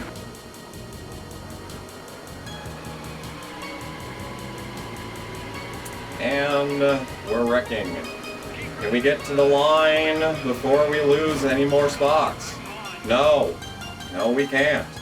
The caution did not come out until after we crossed the line. Whatever. Oh my god, we got a new sponsor alert! New sponsor alert! Guess who's dead last in points? Again, as always. Like we are every year. No, well actually, we are getting closer and closer to being able to do average finish of 30th. Maybe if I didn't get fucked over literally every race, we would be able to take that right now, but of course, that is way too much to ask for. So, who's got the average finish of 35th this week, folks? Oh, it's Windcraft! Oh my goodness, it's Windcraft that wants us to finish average finish for 35th. Holy fuck! I don't think we've had them at all this entire playthrough. That's crazy. Alright, well, that's almost over anyway. We've got no money. What a surprise. I can't afford to fix my parts. Okay, so here's the situation we find ourselves in. We need a fresh car for Talladega. We need to make this part right now. We need to make the part that we're on right now to have it in time for Lowe's. However, I cannot afford to fix anything because we need to run the next 3 races on the same equipment. Because I need a fresh car for Talladega. I just flat out need a fresh car for Talladega. But we need this chassis for Lowe's. We just straight up need that. We have to build this. And then we'll also have it in time for a Daytona next year, if that matters. So, we can't afford to repair any of these parts. Well, I could repair the engine. I could repair the engine. So, it looks like we're doing one more race on this. Meaning we're not going to do anything in New Hampshire anyway. Despite having this shit of a car, I still think we will get a good qualifying run. That is 7th. We're not finishing anywhere other than last in this. Okay, so that is yet another race on this engine and chassis. Yeah, that's about closer to what I expected us to be running in these races. Whatever, I don't care at this point. Into the race, except no we're not. I'm not driving at this piece of shit track. We have an average start of 13.2. An average start of 13.2. We would be locked into getting 20th. We would be locked into getting 15th. What do people want to do? Qualify 25th. Qualify 30th. Average start 25th. Need I remind you that the game wants me to, like, every other fucking sponsor wants me to finish 25th every single week. In many ways, I feel like I could actually do that one. But, like, once again, it's a $7,000 difference to get guaranteed money versus just an extra $7,000. One more race on this equipment. That felt really good. 38. Okay. Sounds good. Fuck this race. We can sell this, and it will be, 108K. Goodbye forever. But I need to repair the engine. 186K, we're still making money.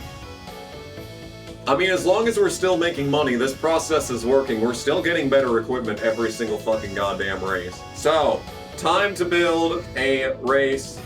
This race. Talladega, highest power engine. Whatever on this. We've got 71 drafting. That feels horrible. This probably isn't even that good of a car. Car rating is 71, so it's the same as every other fucking goddamn car. So we're probably gonna win this race. So that'll give us a lot of money. That'll give us money and prestige bonus.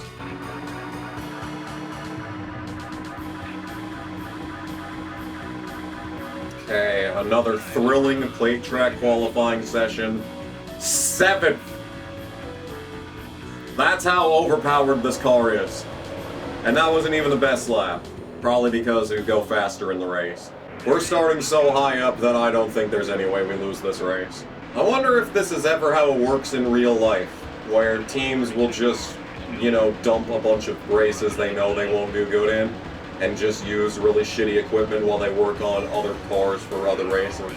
Probably not in the modern day. I bet there was a good chance they did that. Maybe even in the win and you're in era. Because, like, you know, half the season doesn't matter if you win twice. But, like, in the next gen era, and, like, how streamlined everything is, I'm taking the lead without any drafting help. This is so over. Boy, I wish other races in this game were even 1/10 as easy as this. Goddamn, good pit stop. I wish we could have more of those in this game. Yeah, literally nothing happened. So, that's another race down. Another easy plate race win. I'm not happy with this race. I sure wish I could be this fast at other tracks. We're still dead last in points with our 3 wins. A 73, 73, 73, 73. There were supposed to be some 74s in there, but this game is an actual fag, so we didn't get that. But it is better in almost every conceivable way compared to this other chassis. This chassis has better downforce than this one. Why? You could fucking... It's beyond me. This game is a fag, that's why. We are going to put that on. We're going to plug it in, and give us a new car rating of 73, the best that we've ever had. You're only the best I ever had. Yeah, and we're going to Lowe's, which is a track that we are, in fact, able to run good at. Yes, and we're wrecking. Just, it always has to happen. Yeah, let's do it again. I want to experiment. I want to see what happens if I turn up the rear ring. I want to know for sure. I need to know. I need to know what it does. Because it's just a sneaking suspicion and we can confirm it right now. I either know what I'm talking about or I have schizophrenia. We have to do Talladega again. I didn't save that for doing Talladega.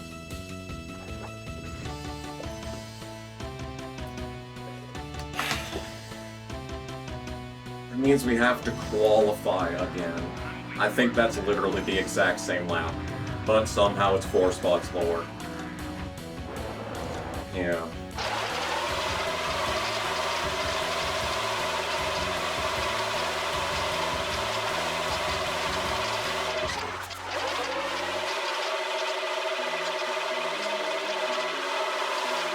Nothing fucking happened again.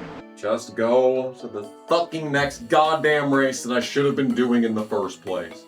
If I lower the spoiler, in theory, this makes the car faster. And now it doesn't turn at all. Isn't that cool? Isn't it cool how it's gotten tighter now that I've loosened it? Wow. We were slower than fuck on this attempt. Oh my god, they're hitting on lap 14! I have 3 more laps to go until I can pit. And it's gonna be the slowest pit stop you've ever seen in your life. Don't worry about that. Don't you worry about that. We're gonna have a horrendous pit stop to top it all off. It's just, what is my upper limit of a finishing position? I think, I dead-ass think 40th is the best position I could finish in this race.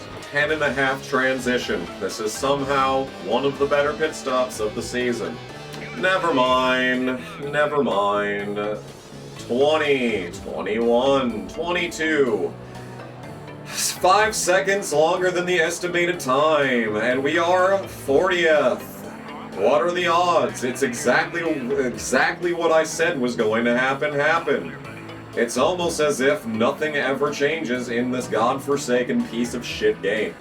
And so it was that the pit cycle ended, and there's no one else on the track behind me. Well, okay, there's Casey fucking goddamn Payne behind me.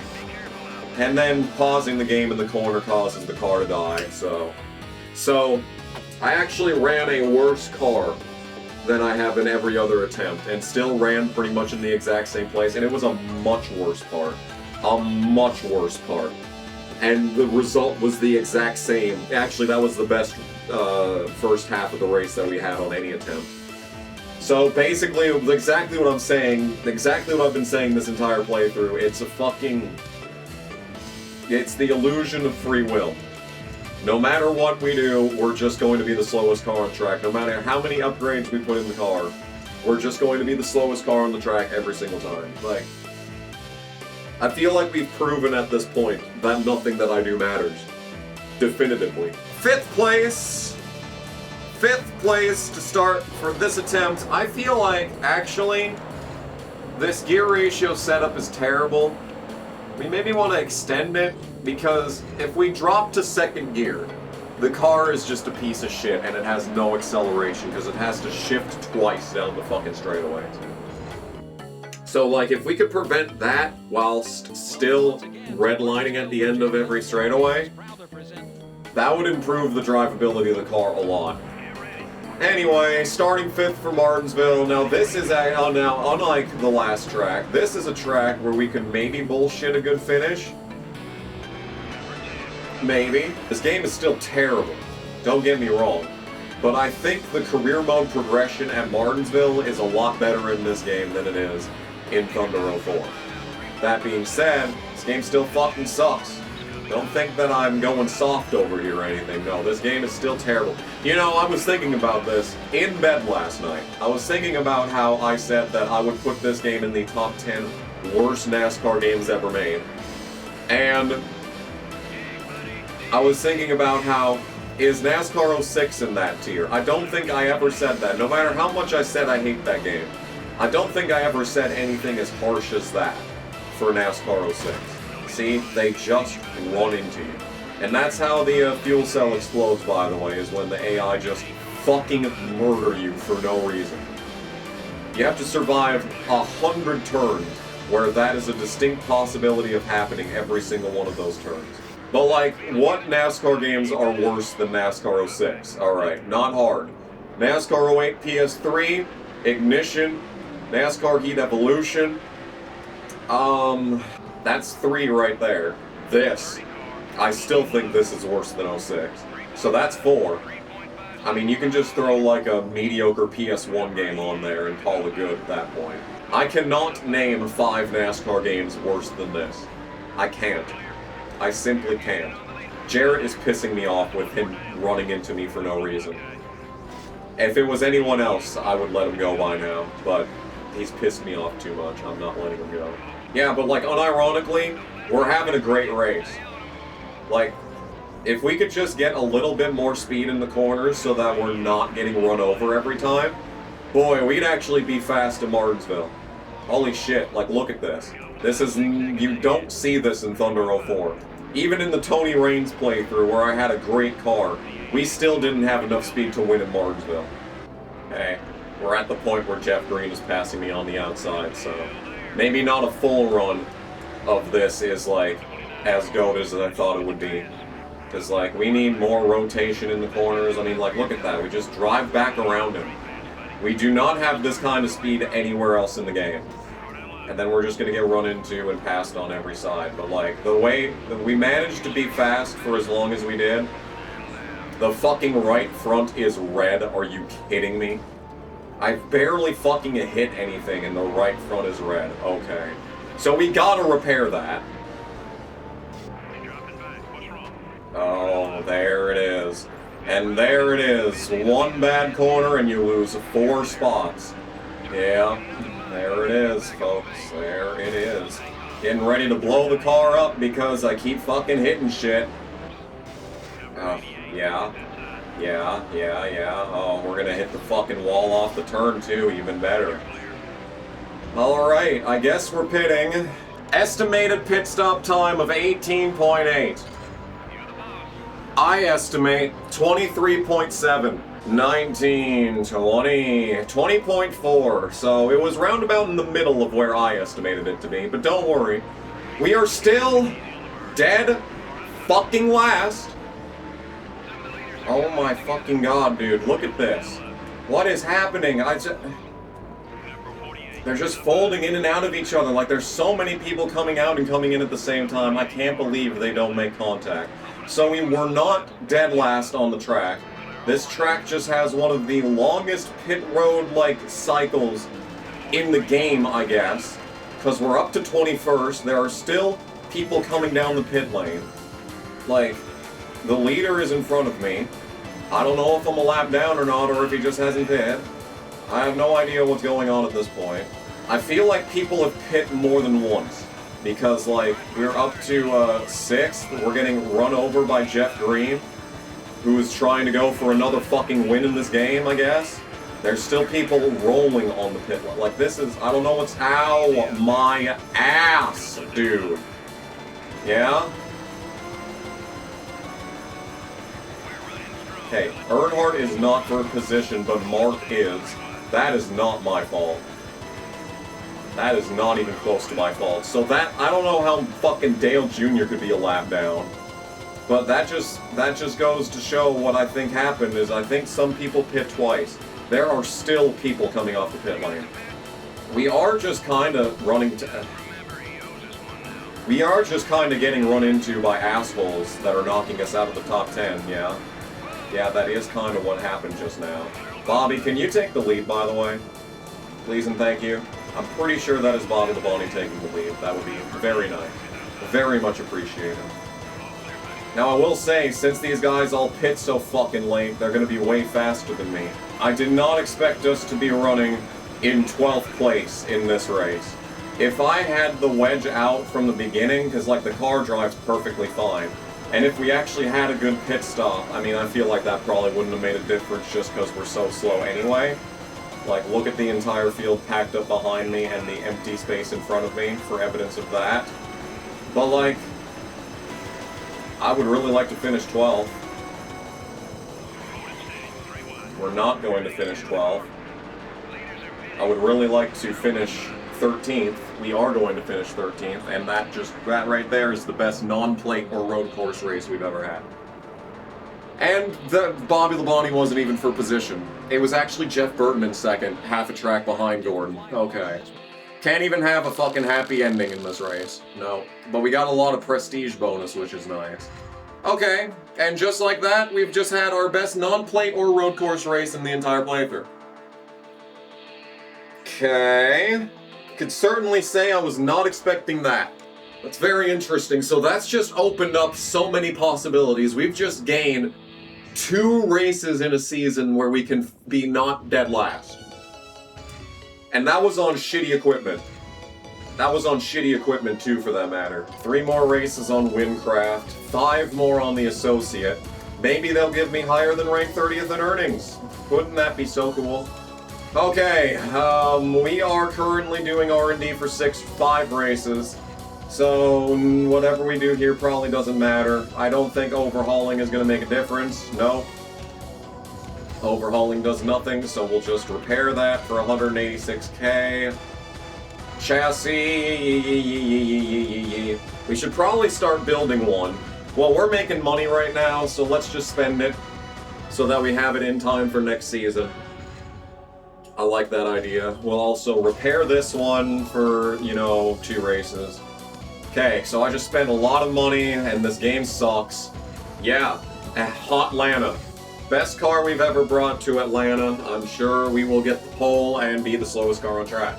We're going to be 12th, which is a good qualifying spot, but, can't help but be pessimistic for my odds in the race. We're only halfway through this fucking run, and we're this much slower than everyone else. There is genuinely no reason to continue. No reason. Fastest lap ever at this track, by the way. Oh boy, Rockingham. Oh, we sure have been the slowest car on the track every single time we've gone here, too. How bad was that? 19th. Not even that terrible. Red line is not great. We're up the fucking track, so this lap's gonna be worse. But it doesn't get loose either, so this may be a case of a track where it would be better we went slower on the second lap. Yeah, we went slower on the second lap. Fastest lap ever here, though, so I guess sometimes you just have a slow qualifying. Again, max rear spoiler appears to be the move. I mean, that does tighten the car. We can take out this wedge. We can also do this to reduce tightness. And we also want to shorten the gear. Alright, let's go run dead last again. I'm now 36 hours into this playthrough, by the way, just in case you're keeping track at home. The good thing about having not started to edit this yet is that all of the parts are right there together, and the part files that Sony Vegas generates are not cluttering the thing, so I can actually like select them all right away and actually get the total time that it's been going for.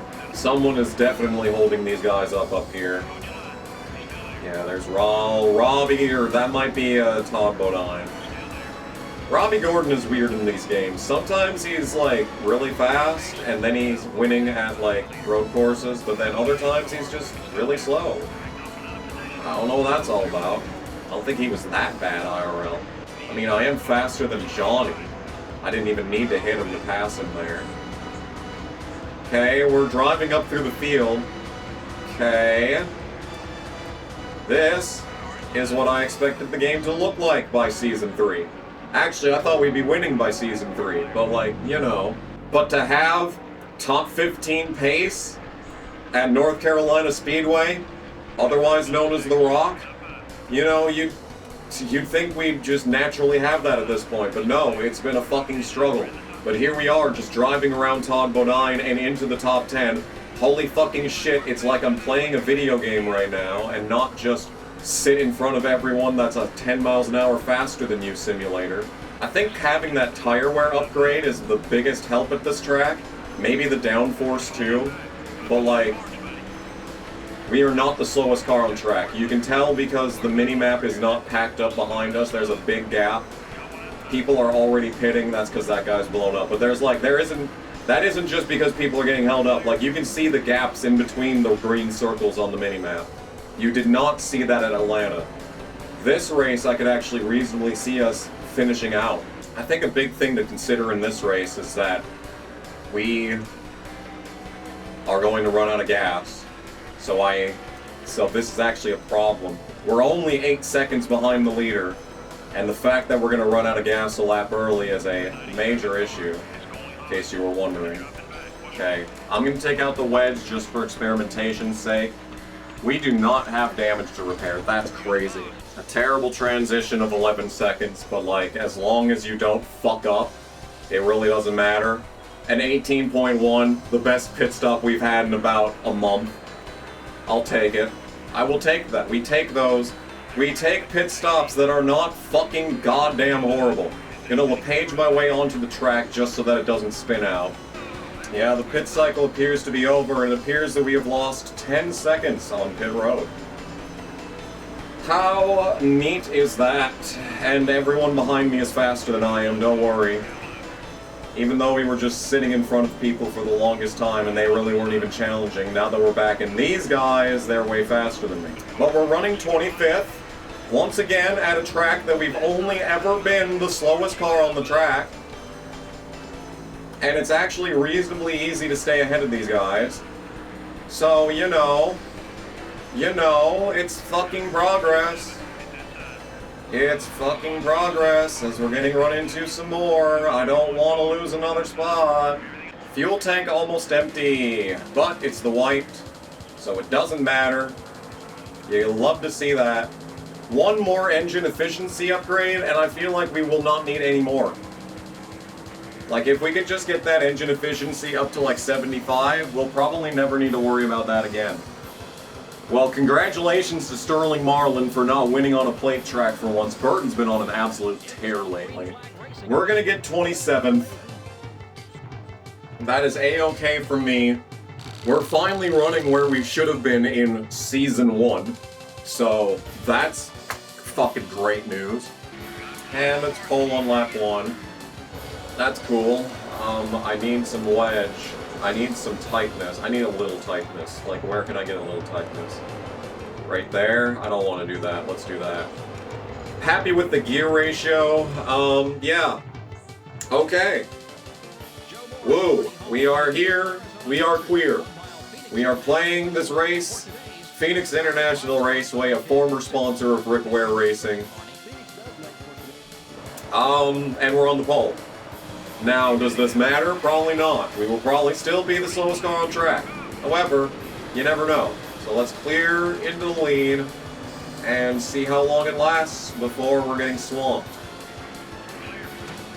Mark, why do you do this?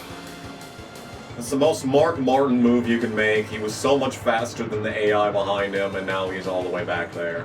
As expected, he's back up my ass 2 laps later. But, I mean, you know, if we don't blow this corner, we could maybe hold on to the lead for a little while longer. Yeah, we actually got a little bit of speed out of that corner, and it's enough to clear back in front. And they are terrible entering this turn. We can really afford to get out of the gas early so that we can just be in front of them. Oh baby, oh baby, oh baby. We are halfway through the fucking tire run and we're still in the lead. Yeah, I kind of assumed that they'd be able to easily pass me on the top. But they are so bad in turn 3, I can maybe get this back. If he fucking bait him to the top, slide up. Mark is so fast, he's caught us. That's not what I wanted to do. Okay, still no visual damage, there's still no fucking physical damage. Alright, yeah. Alright, we got a new problem and it's Jeff Gordon. I don't want him to pass me. If we had that fresh chassis, man, I don't think we would have easily won this race, but I think we would be faster than we are right now and it would make it a lot easier to block. Because they're so much faster on the top, I'm getting bombarded with Discord notifications. So I can't hear the fucking music! Yeah, that was about 8 messages in a row. Did someone get hacked? Possible that someone got hacked. That cha-cha slide right up in front of that outside lane on this corner. Oh. Oh yeah, dude. We could win this. Okay, so this is exactly what I meant when I said that we could win this race last year. I mean, Mark is 3 seconds down the road. That's true.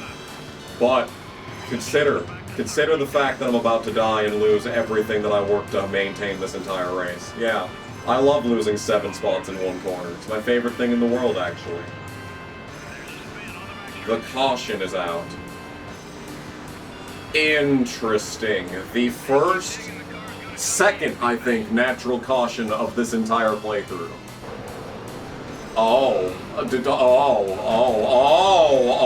Okay. Yeah, the justified caution. Oh, he blew up! Oh no, the AI lines! He blew up! And he got ran into because of the AI lines. You are shitting me. Oh my god, we are in business with they're not pitting. Okay, no, most of the, everyone's on the lead lap that's pitting, okay. Holy fuck.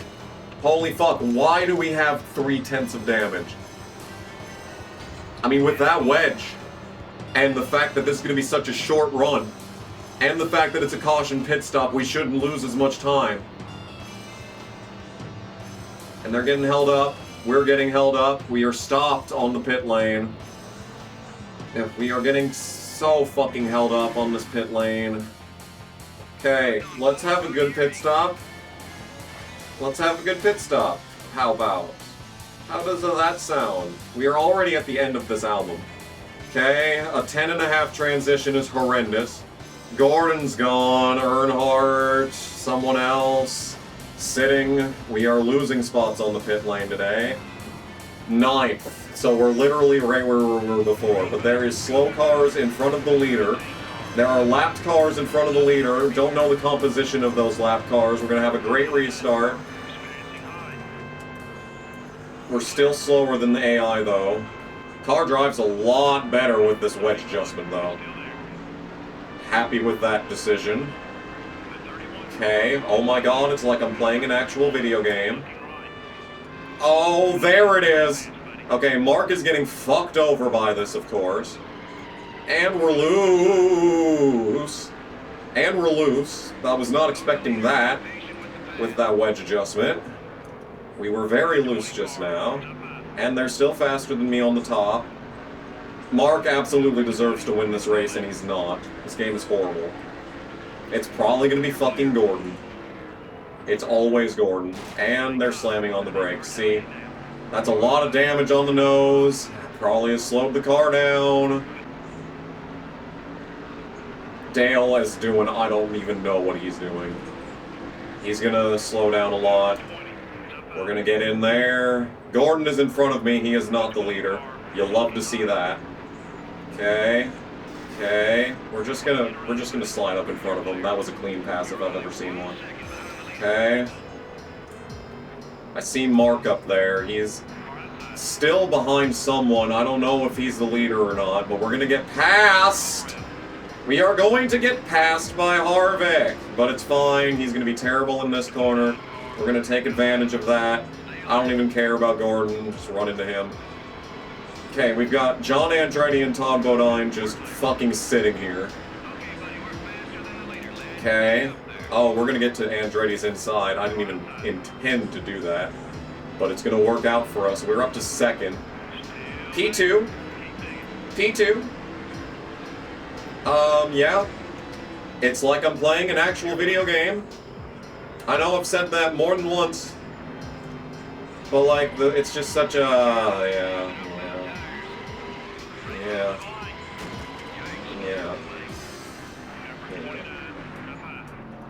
Well, with luck, the race will be over.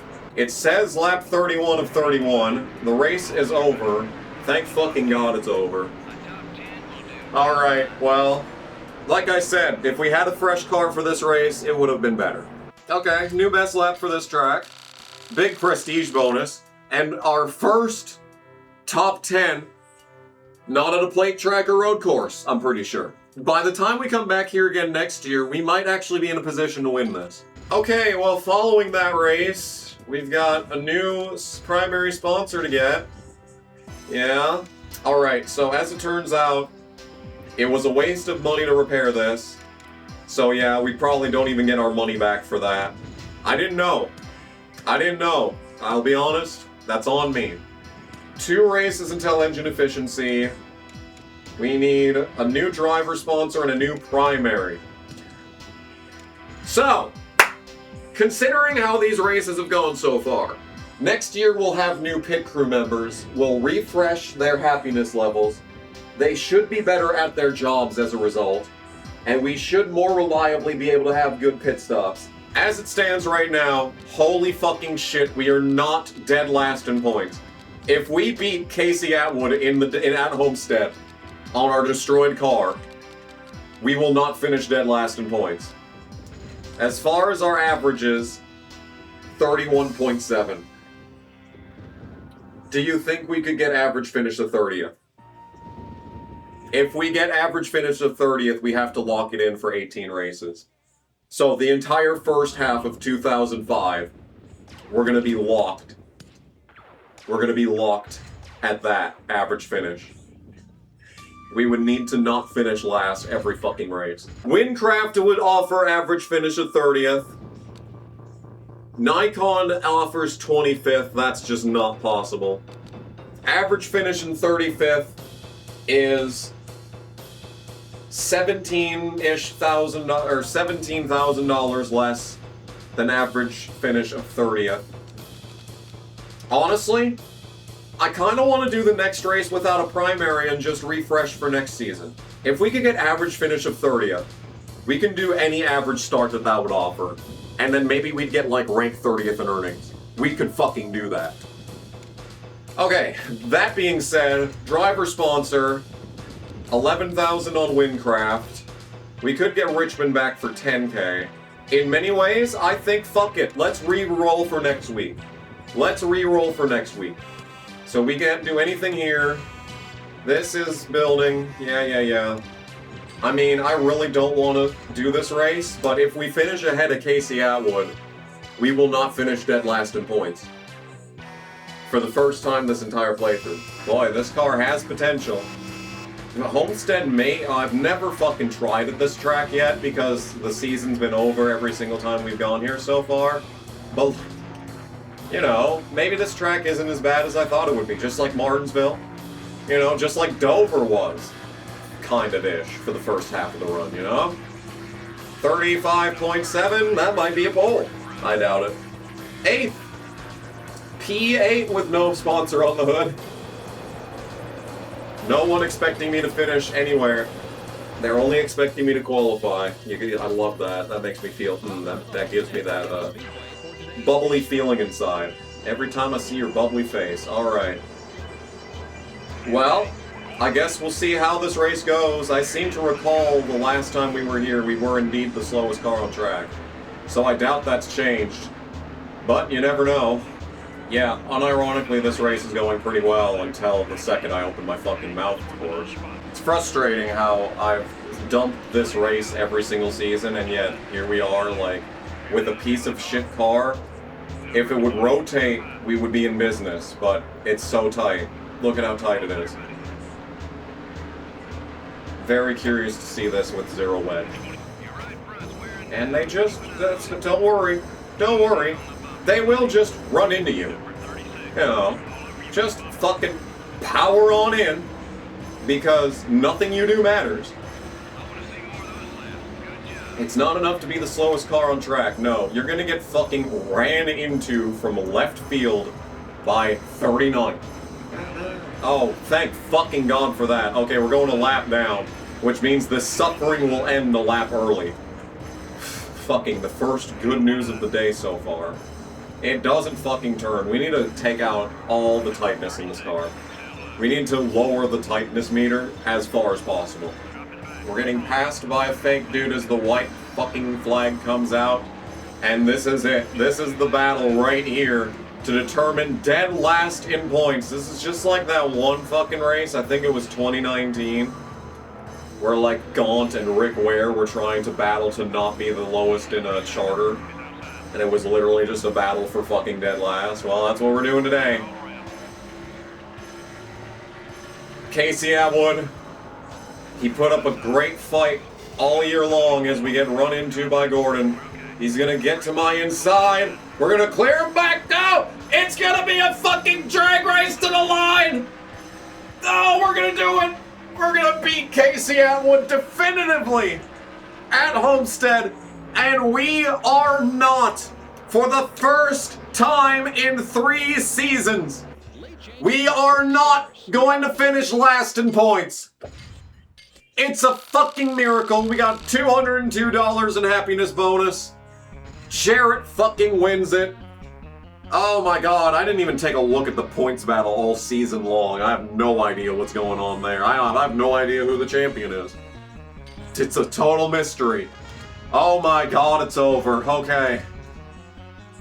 So here's how it went out. Tony Stewart wins the shootout. Sterling Marlin wins his 4th Daytona 500.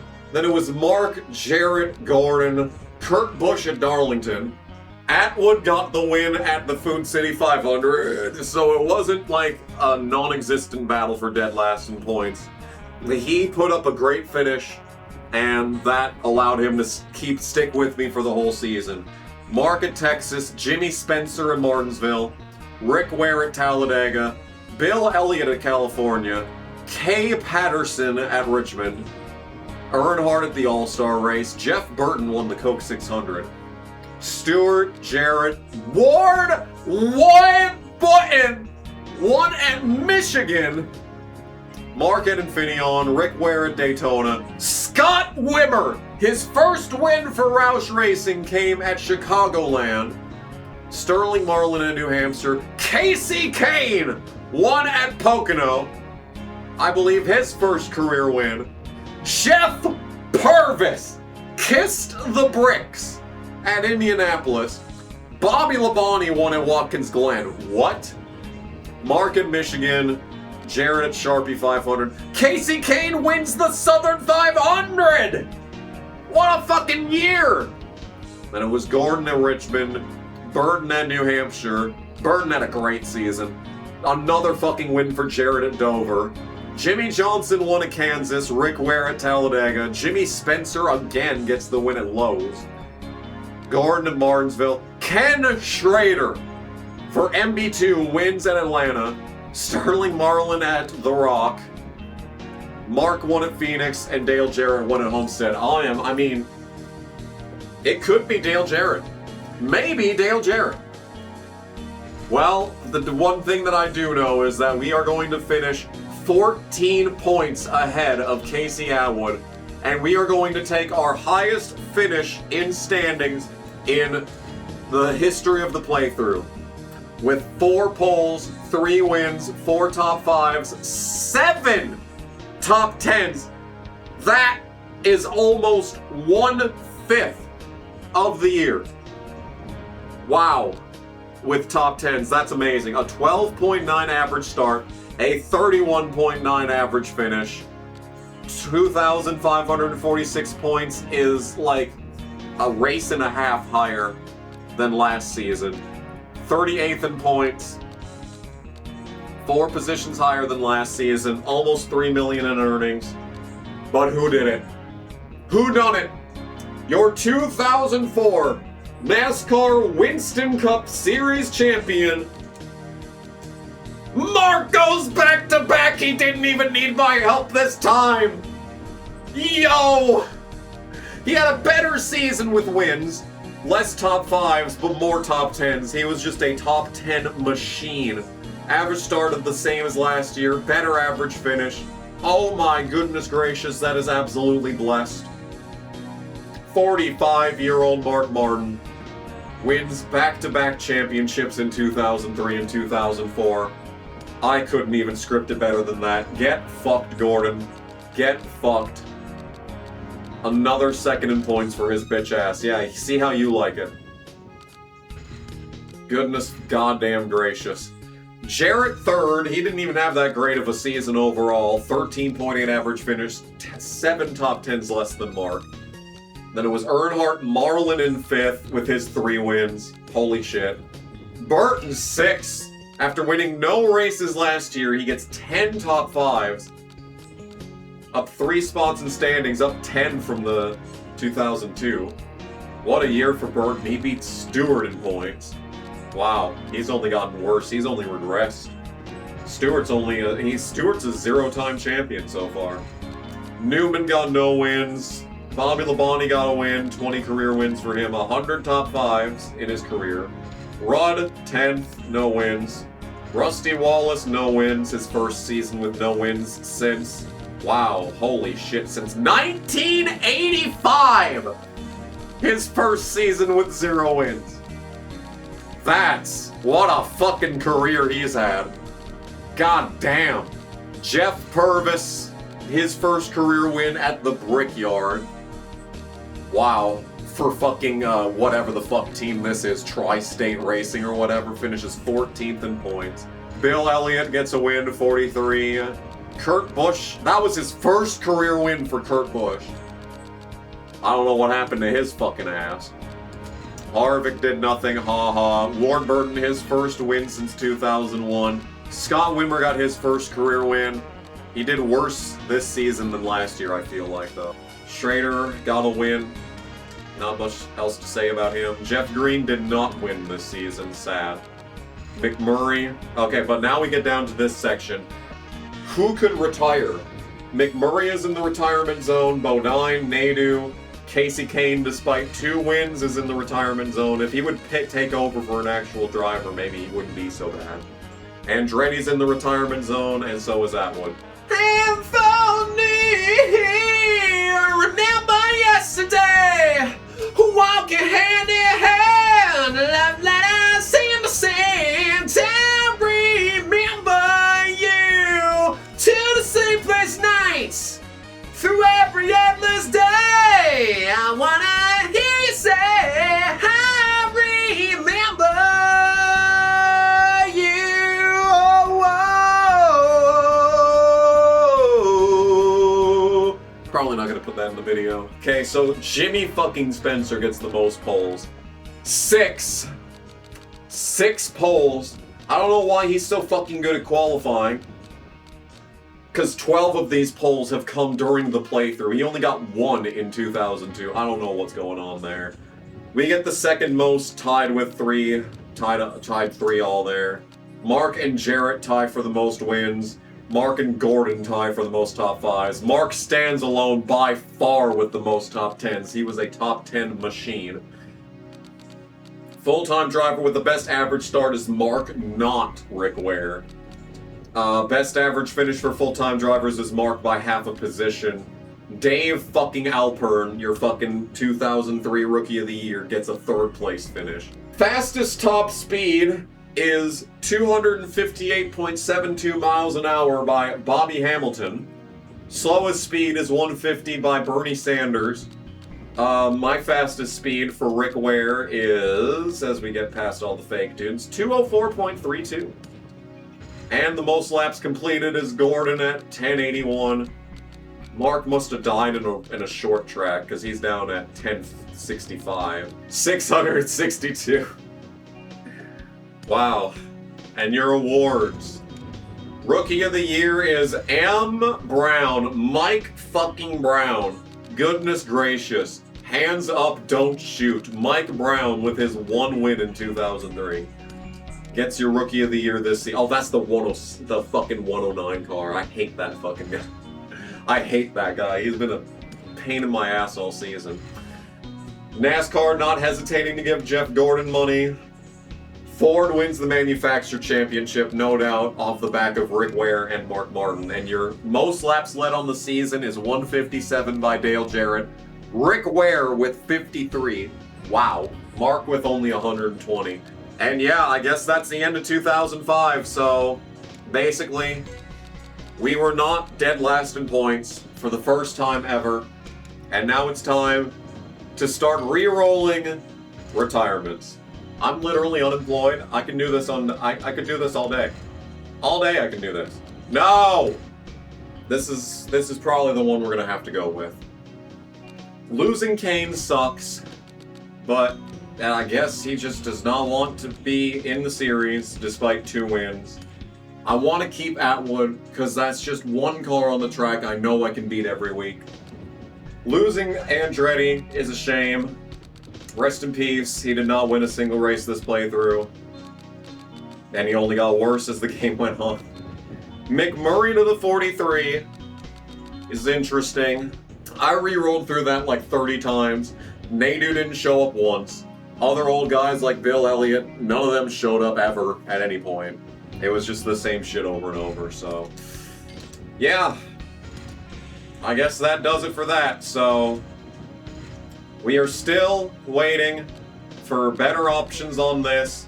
Doing the shootout will give us another fucking reroll on the fucking sponsors.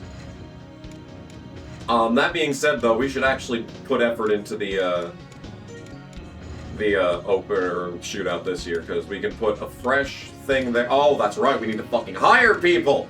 We need to fucking hire people! Alright! Alright, time to hire people. Okay, so... we need... this guy has gone up from 55 to 72 skill. What a legend. Okay, we are not going to sign you. So we got a 76, 75 dude here. 96 potential on you. I don't want too good of guys. Like, even like an 80 and a 62 is probably gonna bitch after every race.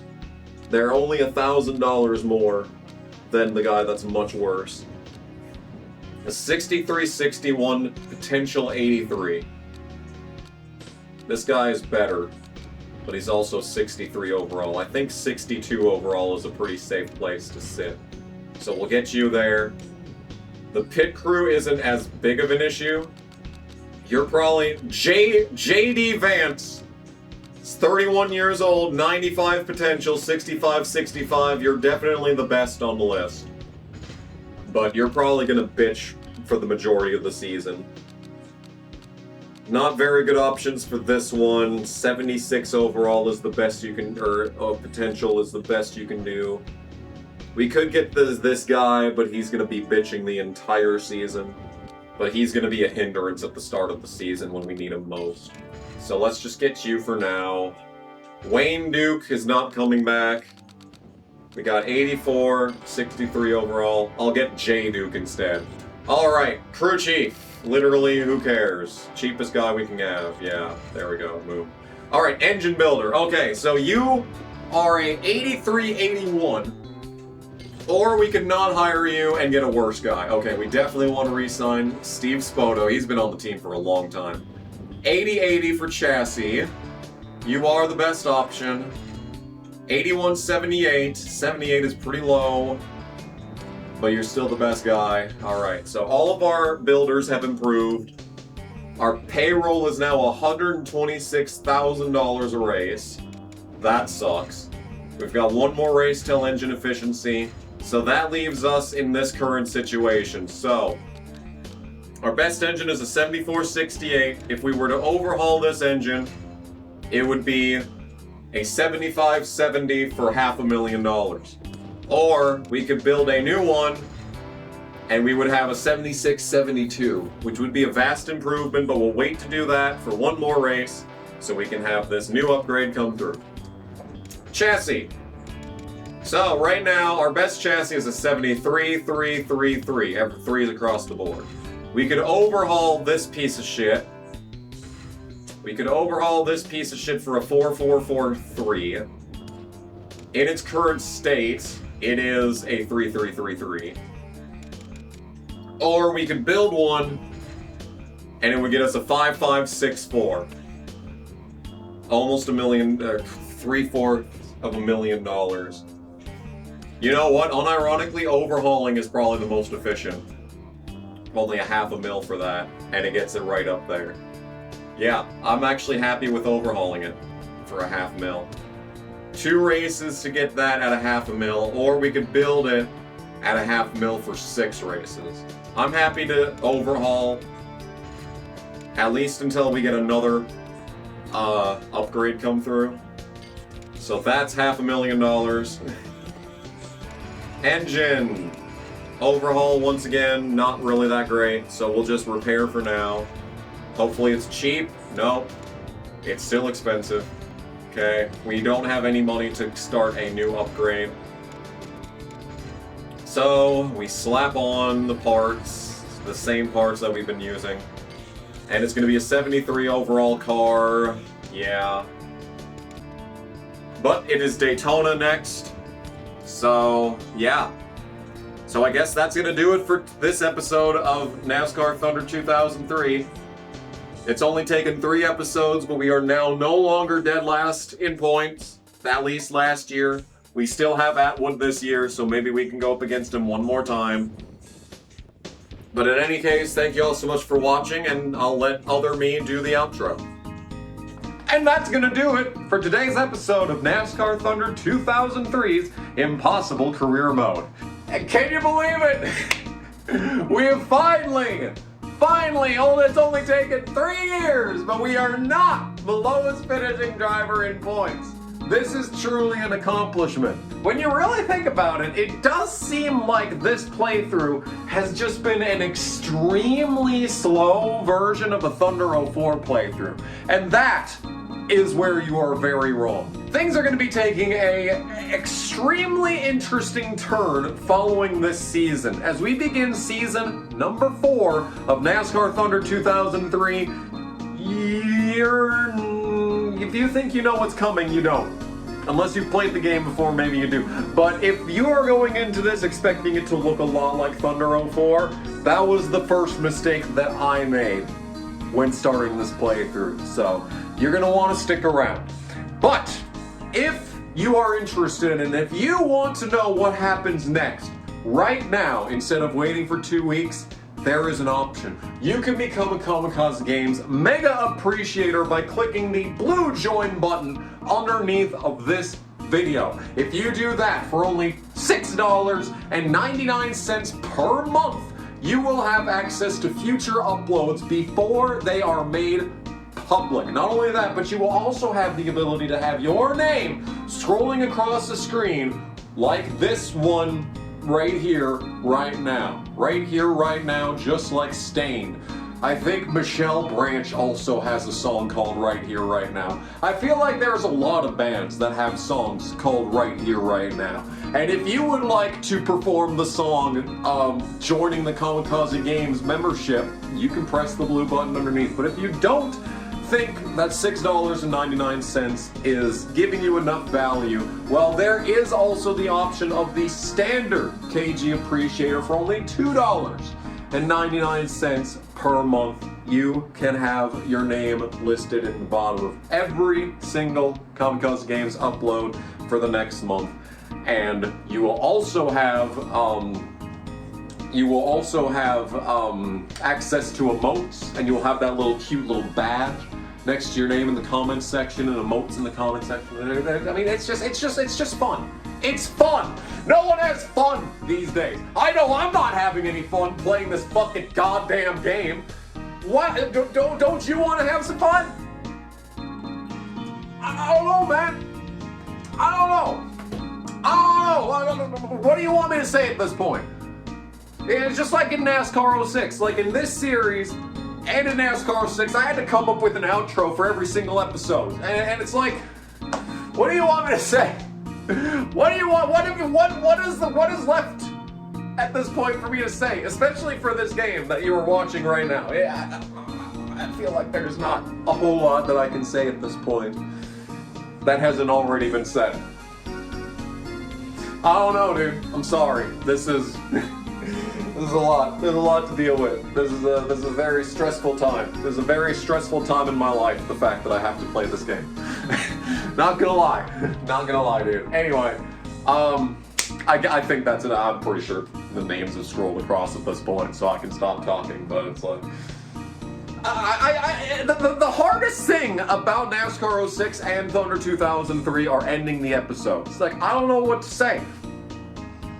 I can't really tie up this single episode in a nice, neat little bow, because a lot of times it feels like so much has happened, and then at the same time it feels like not enough has happened. In a lot of ways, I feel like I am spoiling my viewers by having like full seasons in a single episode, but I also feel like that I'm denying them any level of satisfaction by how bad this series has been so far.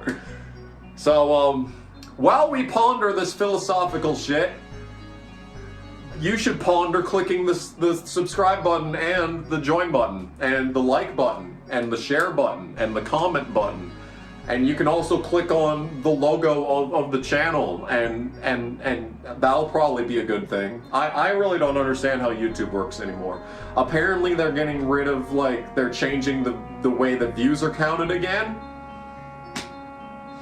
I don't fucking know at this point, man. I don't think anyone knows. I think anyone that claims to know is completely full of shit. I'm gonna be 100%. I'm gonna keep it 100% with y'all. I have no idea what's going on at this point. I can't believe I'm still talking. Thank y'all so much for watching. We'll see you in the next part. Y'all have a good one. Bye.